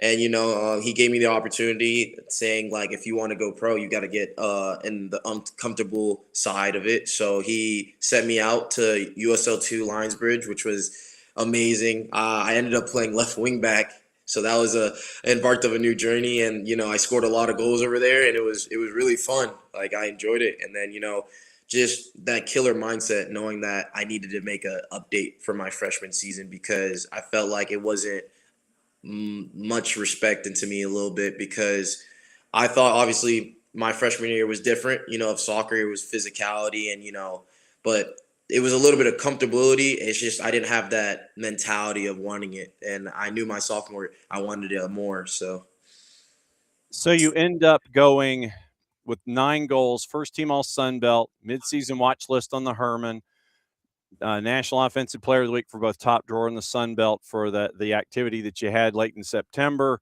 when you get both goals over number 4 Marshall, then academic honor roll. For someone who hasn't seen Fun Belt soccer, how would you break down how competitive the conference can be and how it improved you from your freshman to your sophomore year? yeah, my freshman year, it was definitely the speed of play, the physicality, and then just the different talents from different countries. I was for my first game, my first preseason game. I still remember it. I was nervous. First time being in the college field, having my friends and family there, and the first time I touched the ball, I just like felt like my legs were noodles. Like, I never played the game of soccer ever in my life. And luckily I had the opportunity to play with my friend Harvey from home. And me and him basically kind of play the same. We know we're confident players. So when I saw him like enjoying it, doing what he was used to, I knew like if he could do it, then I could do it. So just more of the confident side of not being worried about other people. And I just grew more confident. And I would say that there was a little bit of not that much hunger my freshman year. It was more like trying to understand the system and understand how college soccer is, with just different players, players that been in the pro like MLS, and it's just different there. So that's why I wanted to train more in my sophomore year, and I just got the hunger to score more, and I just saw every time I felt like in a position, I knew I could score.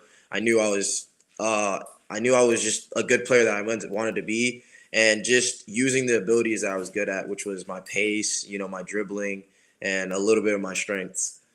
You got into it a little bit, but for someone who is a fan of FCD, is learning more about Major League Soccer, for someone who hasn't seen you play from your time there at Southern, how would you break down the kind of player that you are heading into this new chapter? Yeah, my coach, I feel like, as a striker and a winger, my coach loves to use this word, like, I'm annoying to the back line, basically. Like, I'll never stop running. I'll press you. I know when I get the ball, I'm always going at you. It will never be a decision to ever go back. I'm always coming at you. And I'm just making you uncomfortable in any shape of way. If that's running in behind, if that's pressing you, if that's 1v1, just any shape of way to be annoying. Have you always been annoying, or did you develop into being annoying with your? Yeah, I felt like I've always been annoying outside of soccer, but yeah, I mean, I felt like I've always been that type of player that's just been a nuisance to the back line. I've always been taught like just try to make everyone uncomfortable. So I want to be that player where you got to check your shoulders at every like point of time. Wondering where I'm at, trying to make sure that not to get the ball, and just be a nuisance.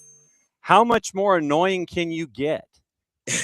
Well, with the development, I'm probably gonna get probably the most annoying player in the league, probably. Nothing like being an MVP and annoying, though. But that's what I imagine. That's what Eric and the staff at FCD are looking for. Yes, sir. Have you had any initial conversations with him? What has that been like? Have you guys? Yeah, I've talked to him. Outside of the thing. He was on a cruise actually, so it was interesting. But yeah, he wanted to call me. He was saying he was really excited. He was telling me that they've been looking at me for a long time, and I've been seeing on social media that I'm their guy. So it's a lot of a little bit of work that I got to show. But I'm excited, honestly. Like I'm really grateful. I'm really grateful and glad that they see this opportunity.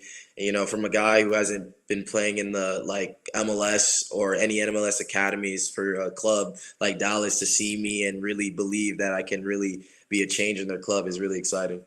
So, how difficult is it slash was it for you to balance the academic and the athletic side? Because if you're academic honor roll, that means your nose is in a book, and it's in a lot of books, and you're trying to get your credit hours and everything. So, how difficult was it to juggle all the time that you were investing in yourself athletically to get to this point of your life, but at the same time be academic honor roll? How tough is that? It's a little bit tough, hard, especially when you're winning a lot of games and you're trying to still be in that mojo, but you also know that still school will always be first before anything because outside of soccer, when it's done, then you know that you have another job to be going at. It's been a little bit difficult, but I just feel like with time management, organizing stuff, it'll be a little bit easier. I've always been in like the study hall in our school, just making sure how quick I can, finish my work. Obviously, try to finish it at the best grade I can, so I don't have to worry about it during like game hours. I would probably go in that study hall like 2 days before a game, try to finish those, so my mind is clear the day before or the day of the game, so I know when I'm ready, I'm ready.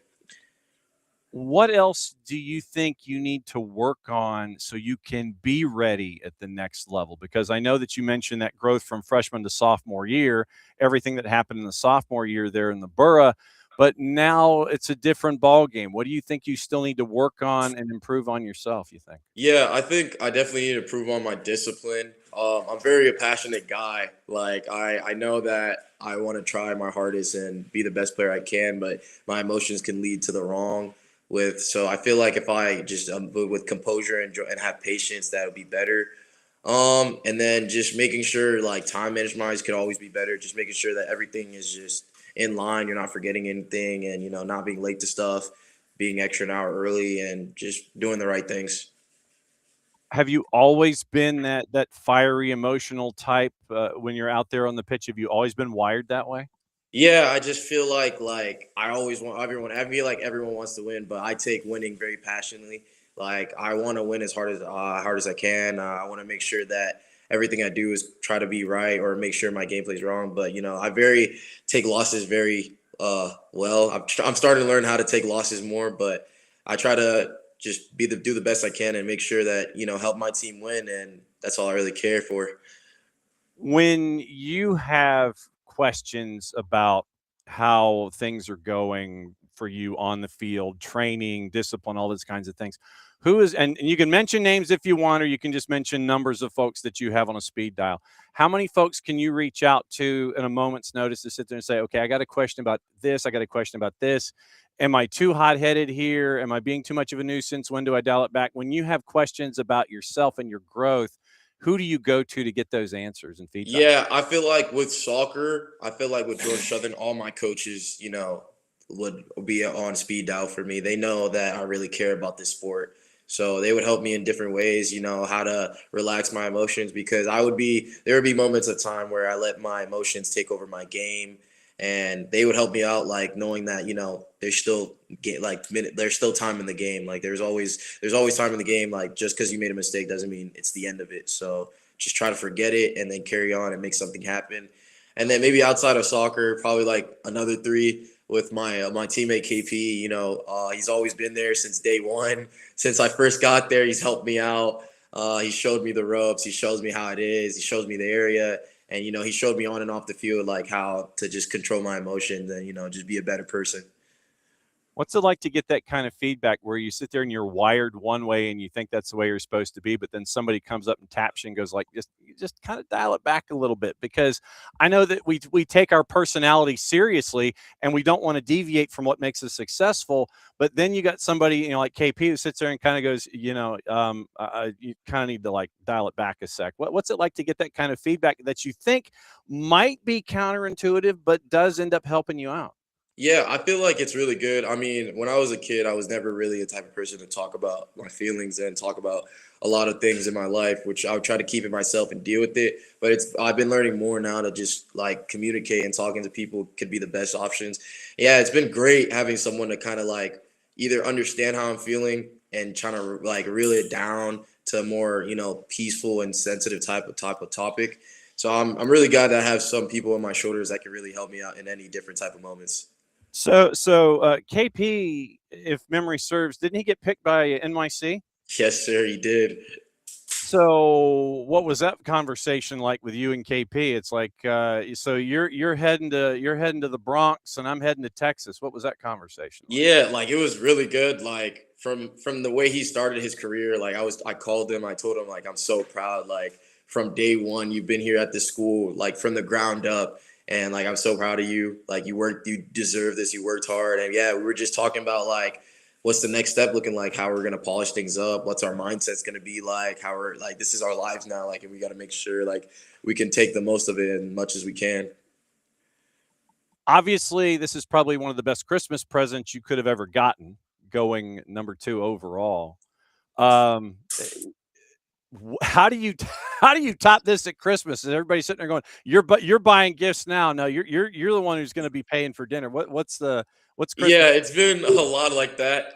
Most of them have been saying like we're going to Dallas, so that's been the most funniest topic that we're all going to Dallas. But yeah, I mean, obviously, yeah, they know that I was kind of the tickets, you know, to do that. But yeah, it's been all jokes and vibes. It's been funny when they be saying that. So yeah.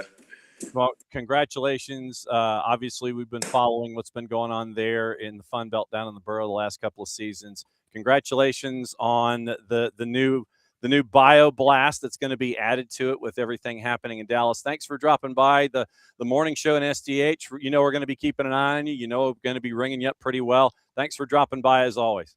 Thank you so. And that is the conversation that we got to have with Ricky Lewis. And so Ricky Lewis, audio only is off. Everyone can, yes, okay, thank you. I was like, wait a second, what did I not do?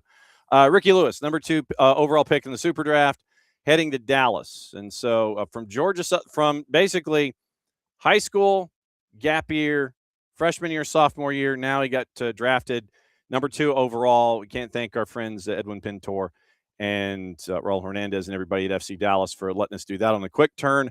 And so the number 2 pick in the SuperDraft from Georgia Southern heading to FC Dallas and Ricky Lewis. So welcome back to SDH AM on the live side of things. Senegal has scored. Nico Jackson in the 40th minute just happened while we were away at the tail end of the first half, halfway through the 42nd minute. Senegal leading Botswana by the score of 1-0. And so let's roll you through once again how things are looking today. After this one, 12:30, Nigeria, Tanzania. Nigeria minus 233. Tanzania plus 769. Your draws a plus 305. Tunisia at 3 o'clock in Uganda. Tunisia minus 149. Uganda plus 500. And your draw is a plus 234. So let's get you into what else is going on, what to watch, where to watch it, how to watch it. We'll get into all of the other news and everything. Injuries are necessitating bidding wars. And it looks like there's one winner, and it might be Bournemouth. Well, actually, 2 winners, Bournemouth and Antoine Semenyo. We'll get into that in a second. So BN en Espanol has your quadruple header for AFCON today. If you don't have BN, you can get BN at Fanati's, fntz.co/soccer down here.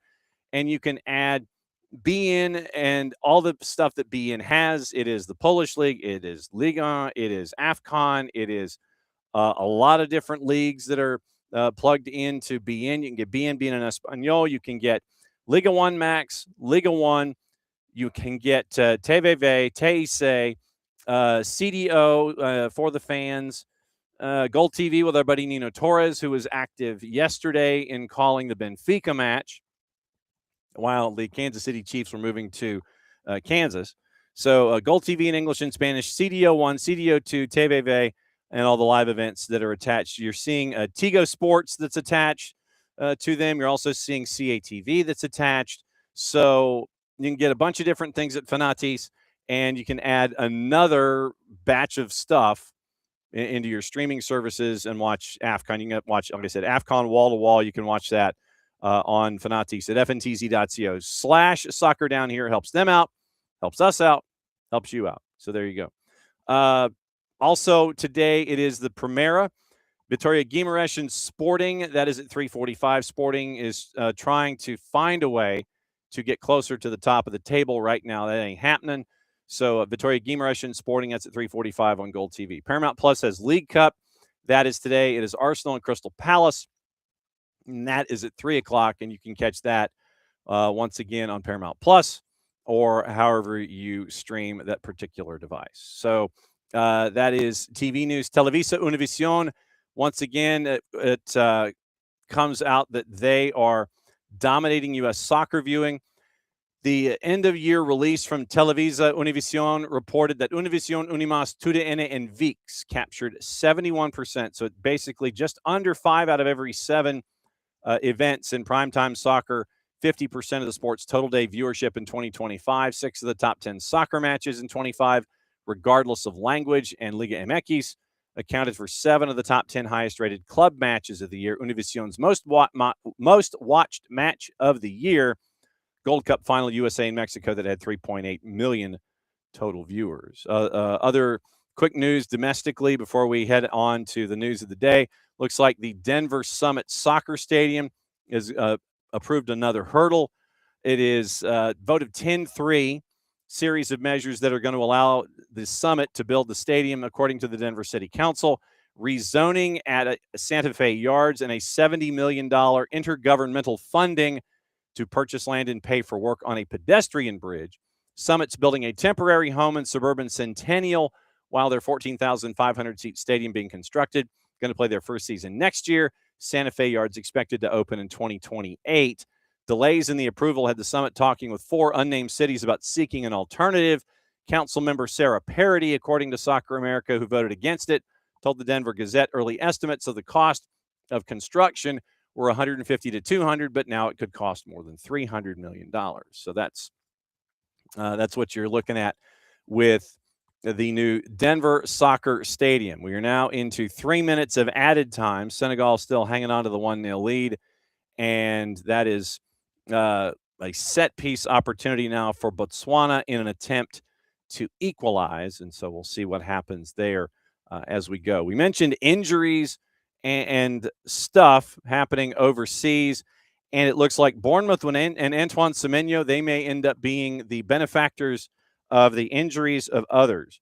Chelsea, according to David Ornstein, have now made an initial inquiry about signing Antoine Semenyo in January. Chelsea had planned to sign a new forward in the summer, but have now contacted Semenyo's camp about conditions for a deal.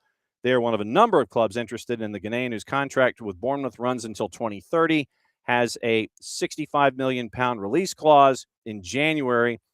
Chelsea did not spend on a forward in the summer when Xavi Simons was under consideration from RB Leipzig before eventually joining Spurs, but they did sign Facundo Buonanotte on a season-long loan from Brighton. Tottenham made an inquiry for Semenyo in the summer. Manchester United also among the suitors, according to Ornstein. Athletic reported in the transfer deal sheet in December that Liverpool was also interested as well. It was 8 + 3 in 16 Premier League appearances, valued at £70 million by Bournemouth in the summer. Sale price for the winner is now formally set at 65. Has to be activated by a specific date, which would give Bournemouth a couple weeks to replace their best player. I think it's the middle of the month of January. You have the first 2 weeks of January to let them know if you're serious, which then gives Bournemouth the chance to find a replacement for Antoine Semenyo, with assuming that capital would be a part of that. So if Bournemouth can keep people away from Semenyo, it's available once again, and that happens in the summer in the coming months. Corner by Botswana, and a header just misses the far post, and it ends up as a goal kick. So Bournemouth once again sold. It was Dean Houston to Real Madrid in May. It was Kirkesh, Zabarnyi, and Dango Ouattara. Dominic Solanke had a £65 million provision, and he left to join Spurs. And so that's where keep an eye on Antoine Semenyo, because it probably is going to be maybe another couple of weeks that Antoine Semenyo is going to be at Bournemouth. And from there, I'm intrigued to see who's going to sit there and make a deep dive into Antoine Semenyo and how much of a bidding war it's actually going to be. I'm anticipating a rather large bidding war for Antoine Semenyo as we go forward here. Halftime It is now halftime in Tangier, and it is Senegal with a 1-0 lead on Botswana as they go to break. So that's the one that's active right now. Arne Slot this morning at his press conference has accused Mickey Van de Ven of the reckless tackle, a reckless tackle that fractured Isak's leg. And it has now come out that it was a fractured fibula that was a part of that tackle in the Liverpool Spurs match. And so now Arne Slot has criticized Mickey Van de Ven. We talked about it yesterday on Cards and Calls. You can go back and listen. He called it a reckless challenge that left Isak with a fractured leg. And now they're going to be without Isak for probably 2 months. And I am no comparison athletically by any stretch of the imagination, but when I fractured my fibula, I was in a cast for 8 weeks. They look at it after 4, and obviously when I fractured my leg back in the late 1780s, we did not have things like electronic stem treatment and all that kind of stuff. So for me, it was 4 weeks. They looked at it, took the cast off, put another cast on. It was another 4, and then it was back up and running. And then it's up to me to figure out how long my own rehabilitation was and what I did for it. So I quit riding bikes. That's one thing I did. So Isak had surgery on Monday to repair the ankle injury that included a fractured fibula. And so Arne Slot was wondering why the tackle went unpunished. As Bart was on yesterday looking at Cards and Calls, Bart thought it was a card, did not think it was a red because of the context of the situation. Arne Slot said it was a reckless challenge. I've said a lot about the tackle of Xavi Simon, which for me was completely unintentional.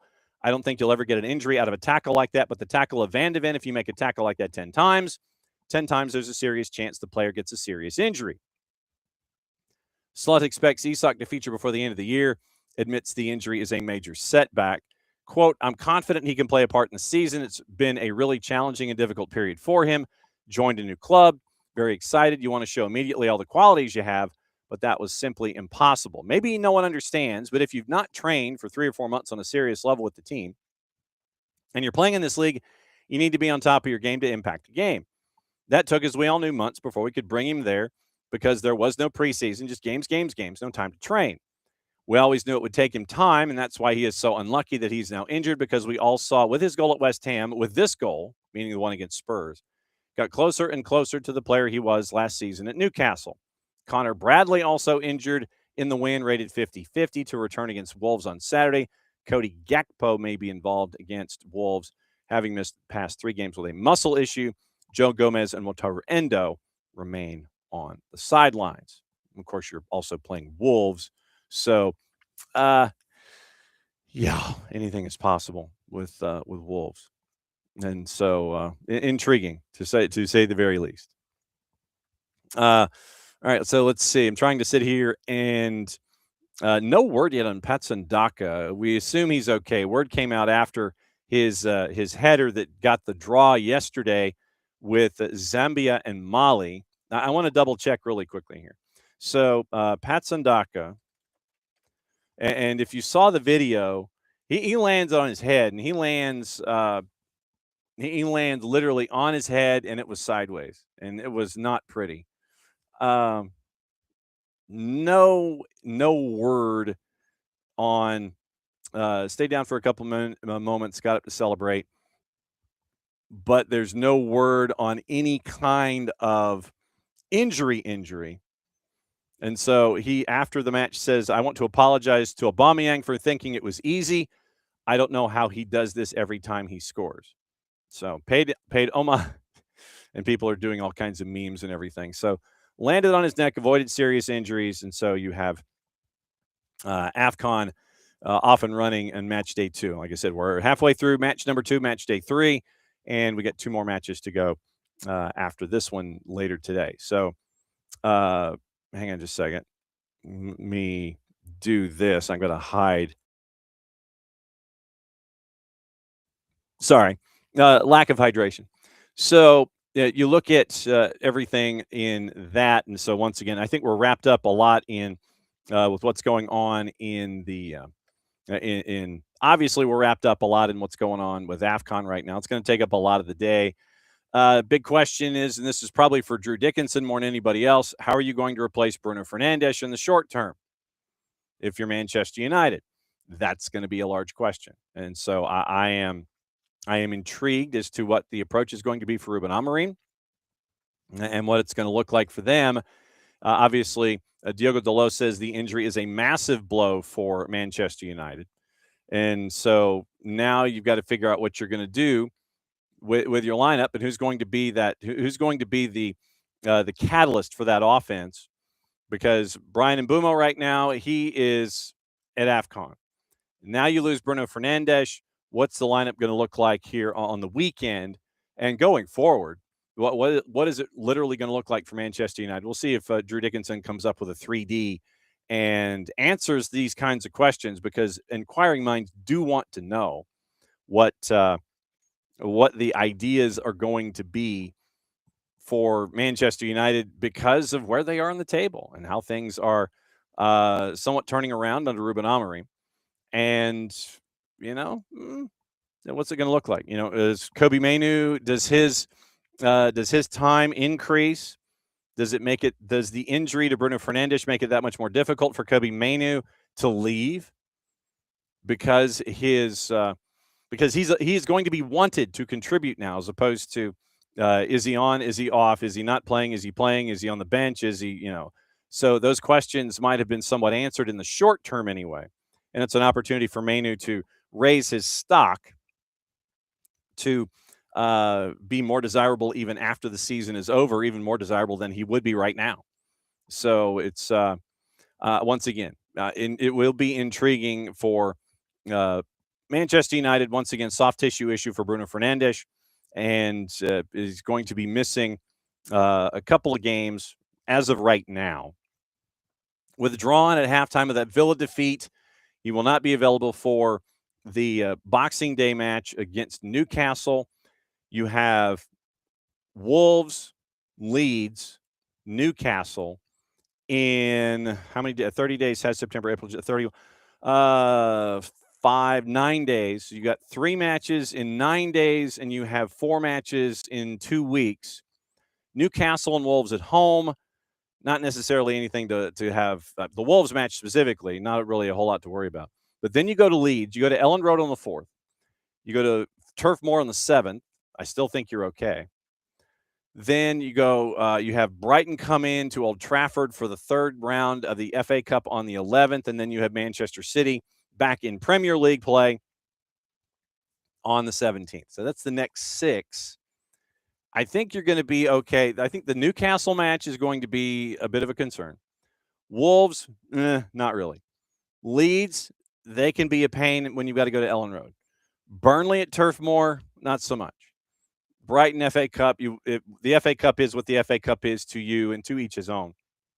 At this point, figuring out what the FA Cup's going to be like. And then Manchester City at home, Manchester Derby on January 17th. And Ruben Amorim said, not going to say we need a lot of players because we have a plan. Not going to go to the club and ask for that because we have a plan.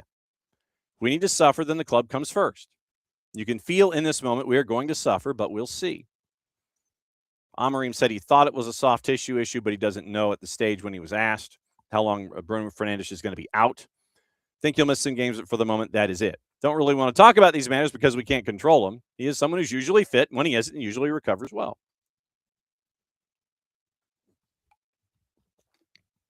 So you end up with Ruben Amorim not wanting to fuel the fire of any future opponent by saying, yeah, Bruno Fernandes will be out for XYZ or whatever.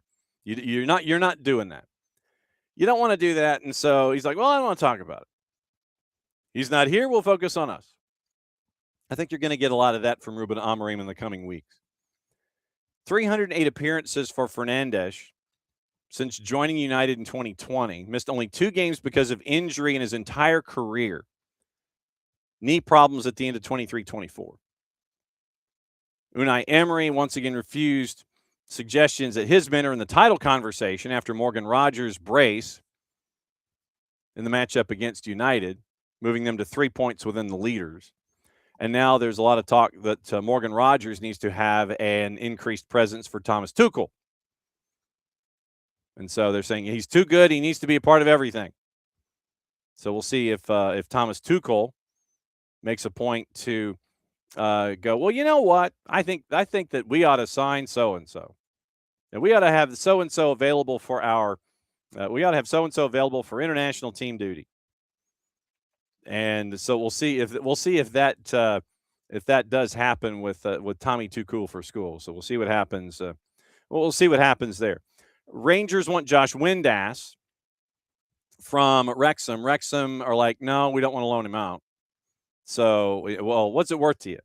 Rangers are trying to find a scorer. Wrexham is trying to stay afloat in the championship. So I'm guessing that's going to end up being a no.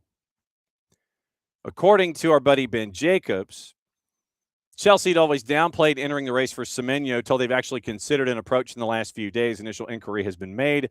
Manchester clubs viewed as front runners, and Liverpool obviously assessing after November and the contact that was made there. So those are the two big stories.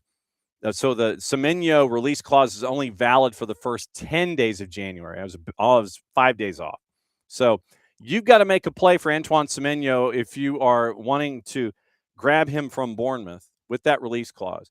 You got to do something between January 1 and 10, because then what that does once again is that gives Bournemouth the opportunity to try and find a suitable replacement and probably reinvest the rest, because they're not going to drop 65 or 70 to get someone to take over for Antoine Semenyo. They're going to find the next person that fits that equation, underappreciated asset, etc., and ready for a jump to the Premier League, and then you'll continue to reinvest that way. So if this does in fact go down, that you have somebody named Antoine Semenyo leave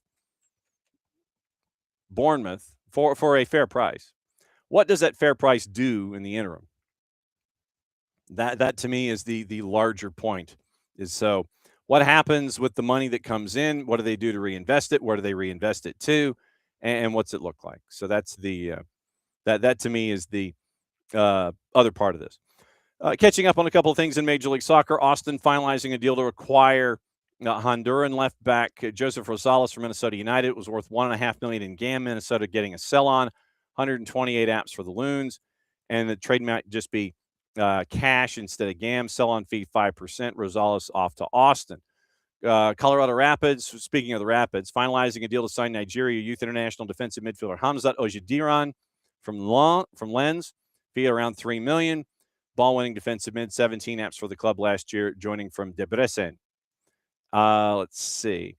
So what you're looking at from Colorado in the offseason, you got a new head coach in Matt Wells. You got Dante Seeley. You've got Ojediran, Noah Cobb, and Lucas Harrington joining after a summer deal. And this is after adding Paxton Aronson and Rob Holding in the offseason, or in the previous season. So you've got that. Dallas is finalizing a deal to sign Swedish wingback Herman Johansson from Mjölby, according to our friends at Fotbollskanal. Had 7 + 8 in the Swedish in 30 top flight matches last year, and we all know what happened with Mjölby.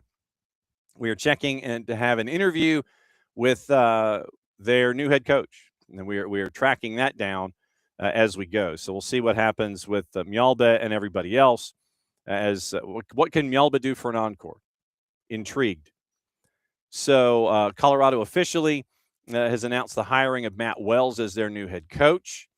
Uzbekistan has announced a World Cup tune-up June 1st versus Canada in Edmonton. And now it appears that DC United is trying to add a starting keeper. After bringing in Ty Baribeau and Sean Nealis, they now want to add a keeper. According to sources that have been talking to Goff, they're pursuing Sean Johnson. Declined his option of $1 million+, but remained in talks. So DC spending money? ? I'm intrigued. Yeah, I'm intrigued by that. But would Sean Johnson go to another year on another really bad team? Would he? I don't know. I don't know if that would go down. And according to Taylor Twellman, DC United thought they had Dane St. Clair. I mean, that's kind of hubrisy. Yeah, we think we've got Dane St. Clair. Why would Dane St. Clair, unless he was getting paid, and I mean capital letters paid, and why would Sean Johnson, unless he's getting paid, capital letters paid, why would you go to D.C.? Okay, so you've added Ty Barabo and Sean Nealis. Is that going to make you better than last in the East? You still got defensive issues. Yes, you've added a center back in Sean Nealis. But would Sean Johnson go to D.C.? Would Dane St. Clair go to D.C.? Because that's some serious money that you'd have to invest once again. We're talking cap league here. So that to me would be intriguing at the very least if you were going to go down that road. So like I said, I would raise my eyebrow on that one. First off, that they thought they had Dane St. Clair. And now that they're chasing after Sean Johnson. I don't know. I just don't. I do not know. Arsenal and Crystal Palace, by the way, Carabao Cup, Gummy Bear Cup quarterfinals with Crystal Palace and Arsenal. Keep an eye on that today as well. So, let's see. Let me check the transfer center real quick. Let me see if there's any other updated things that we can get into quickly.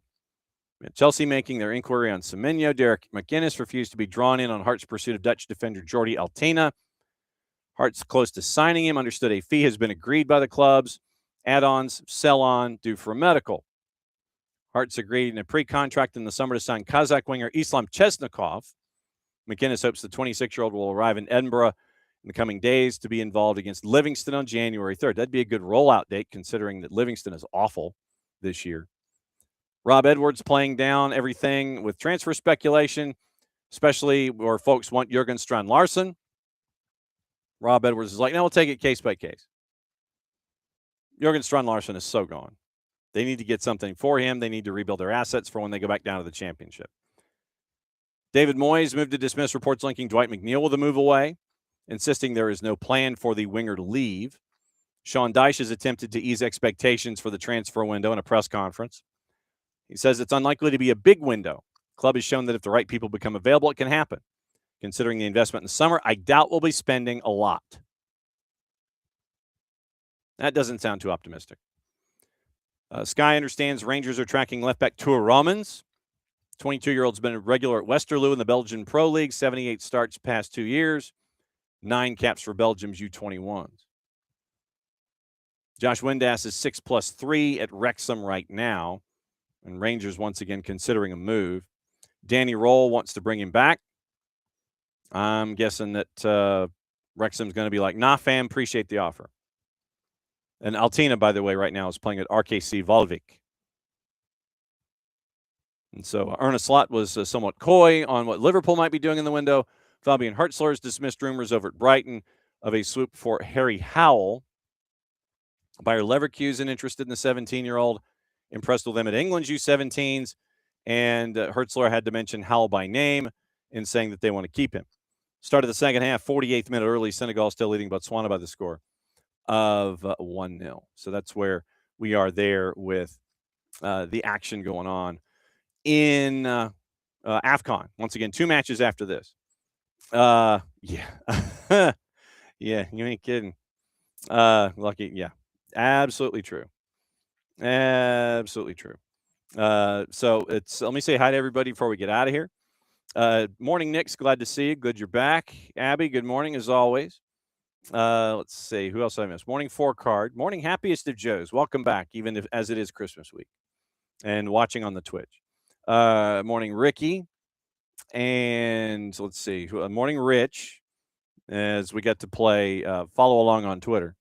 So let's see. Morning Joe. Morning Abby. Abby was at the Home Depot. Hopefully she got everything squared away there. And so I'm trying to see if there's anybody else that I missed. So it's Nick's and it's Joe and it's Abby and Rich Ransom. And I think we have somewhat fixed Colorado and what they're chasing after for their new Colorado Rapids brand. Don't change the name, just change the colors, maybe the design a little bit. Abby's got her movie tickets for Christmas Day. Chinese food's ordered. Willie's dropping off homemade monkey bread from friends and heading to the movies. So that sounds like a really cool day. That's a really cool day. Yeah. So tomorrow, just reminder once again, hotel room Montgomery, Alabama, and we'll be there Wednesday and Friday. So tomorrow we catch up with AC Boise and find out about Marketing 101, what it's like trying to get stuff and get it right for a first-year franchise. We're going to catch up with them and find out how they're going. We're going to look at their jersey launch, and we'll find out through that prism what it looks like. And then also we're going to catch up with Nico Moreno, who's going to join us at 10:30. So AC Boise, you, me, AFCON, Nico at 10:30, going through everything MLS on Christmas Eve day. Once again, no show Thursday, and then we'll have a show back on Friday, finding out what we missed. And then Nino's going to join us at 10 o'clock on Friday morning, and that will be the week. That is another go-round of SDH AM. Thanks for dropping by, as you always do. And once again, thanks to FC Dallas for letting us have Ricky Lewis for about 20 minutes yesterday. Great to catch up with him and find out how annoying Ricky gets to be when it comes to anything and everything going on as he gets ready for the next stage in his career with FC Dallas. So for everybody here at SDH, to all of you, once again, if you haven't had the chance, go back and look at Morning Espresso, whether in newsletter or video form, kind of get your day started, comes into us, goes into the rest of the day. So we'll keep you posted on everything here. You got AFCON, and it is still 1-0, and it is raining like you know what. And it was a dangerous play almost where it looked like somebody's trying to go for a side volley, and you had the keeper come out for a full-blown punch. I don't think there was any contact, but it looked dangerous at the time. And so 51st minute, Senegal leading Botswana by the score of 1-0. So since it is the end of the show, that means one thing. We got to do this. Play it safe, everybody. Mucha Plati. I'll be back again once again on Christmas Eve day, 9:05, a little less than 22 hours. And since it is the end of the show, that means we get to do this. Back at it again tomorrow from the road. We'll see you there. Mucha Plati. Play it safe, stay dry, and look out for everybody else when you're shopping, and just keep your head down, and it'll all get done. Talk to you tomorrow.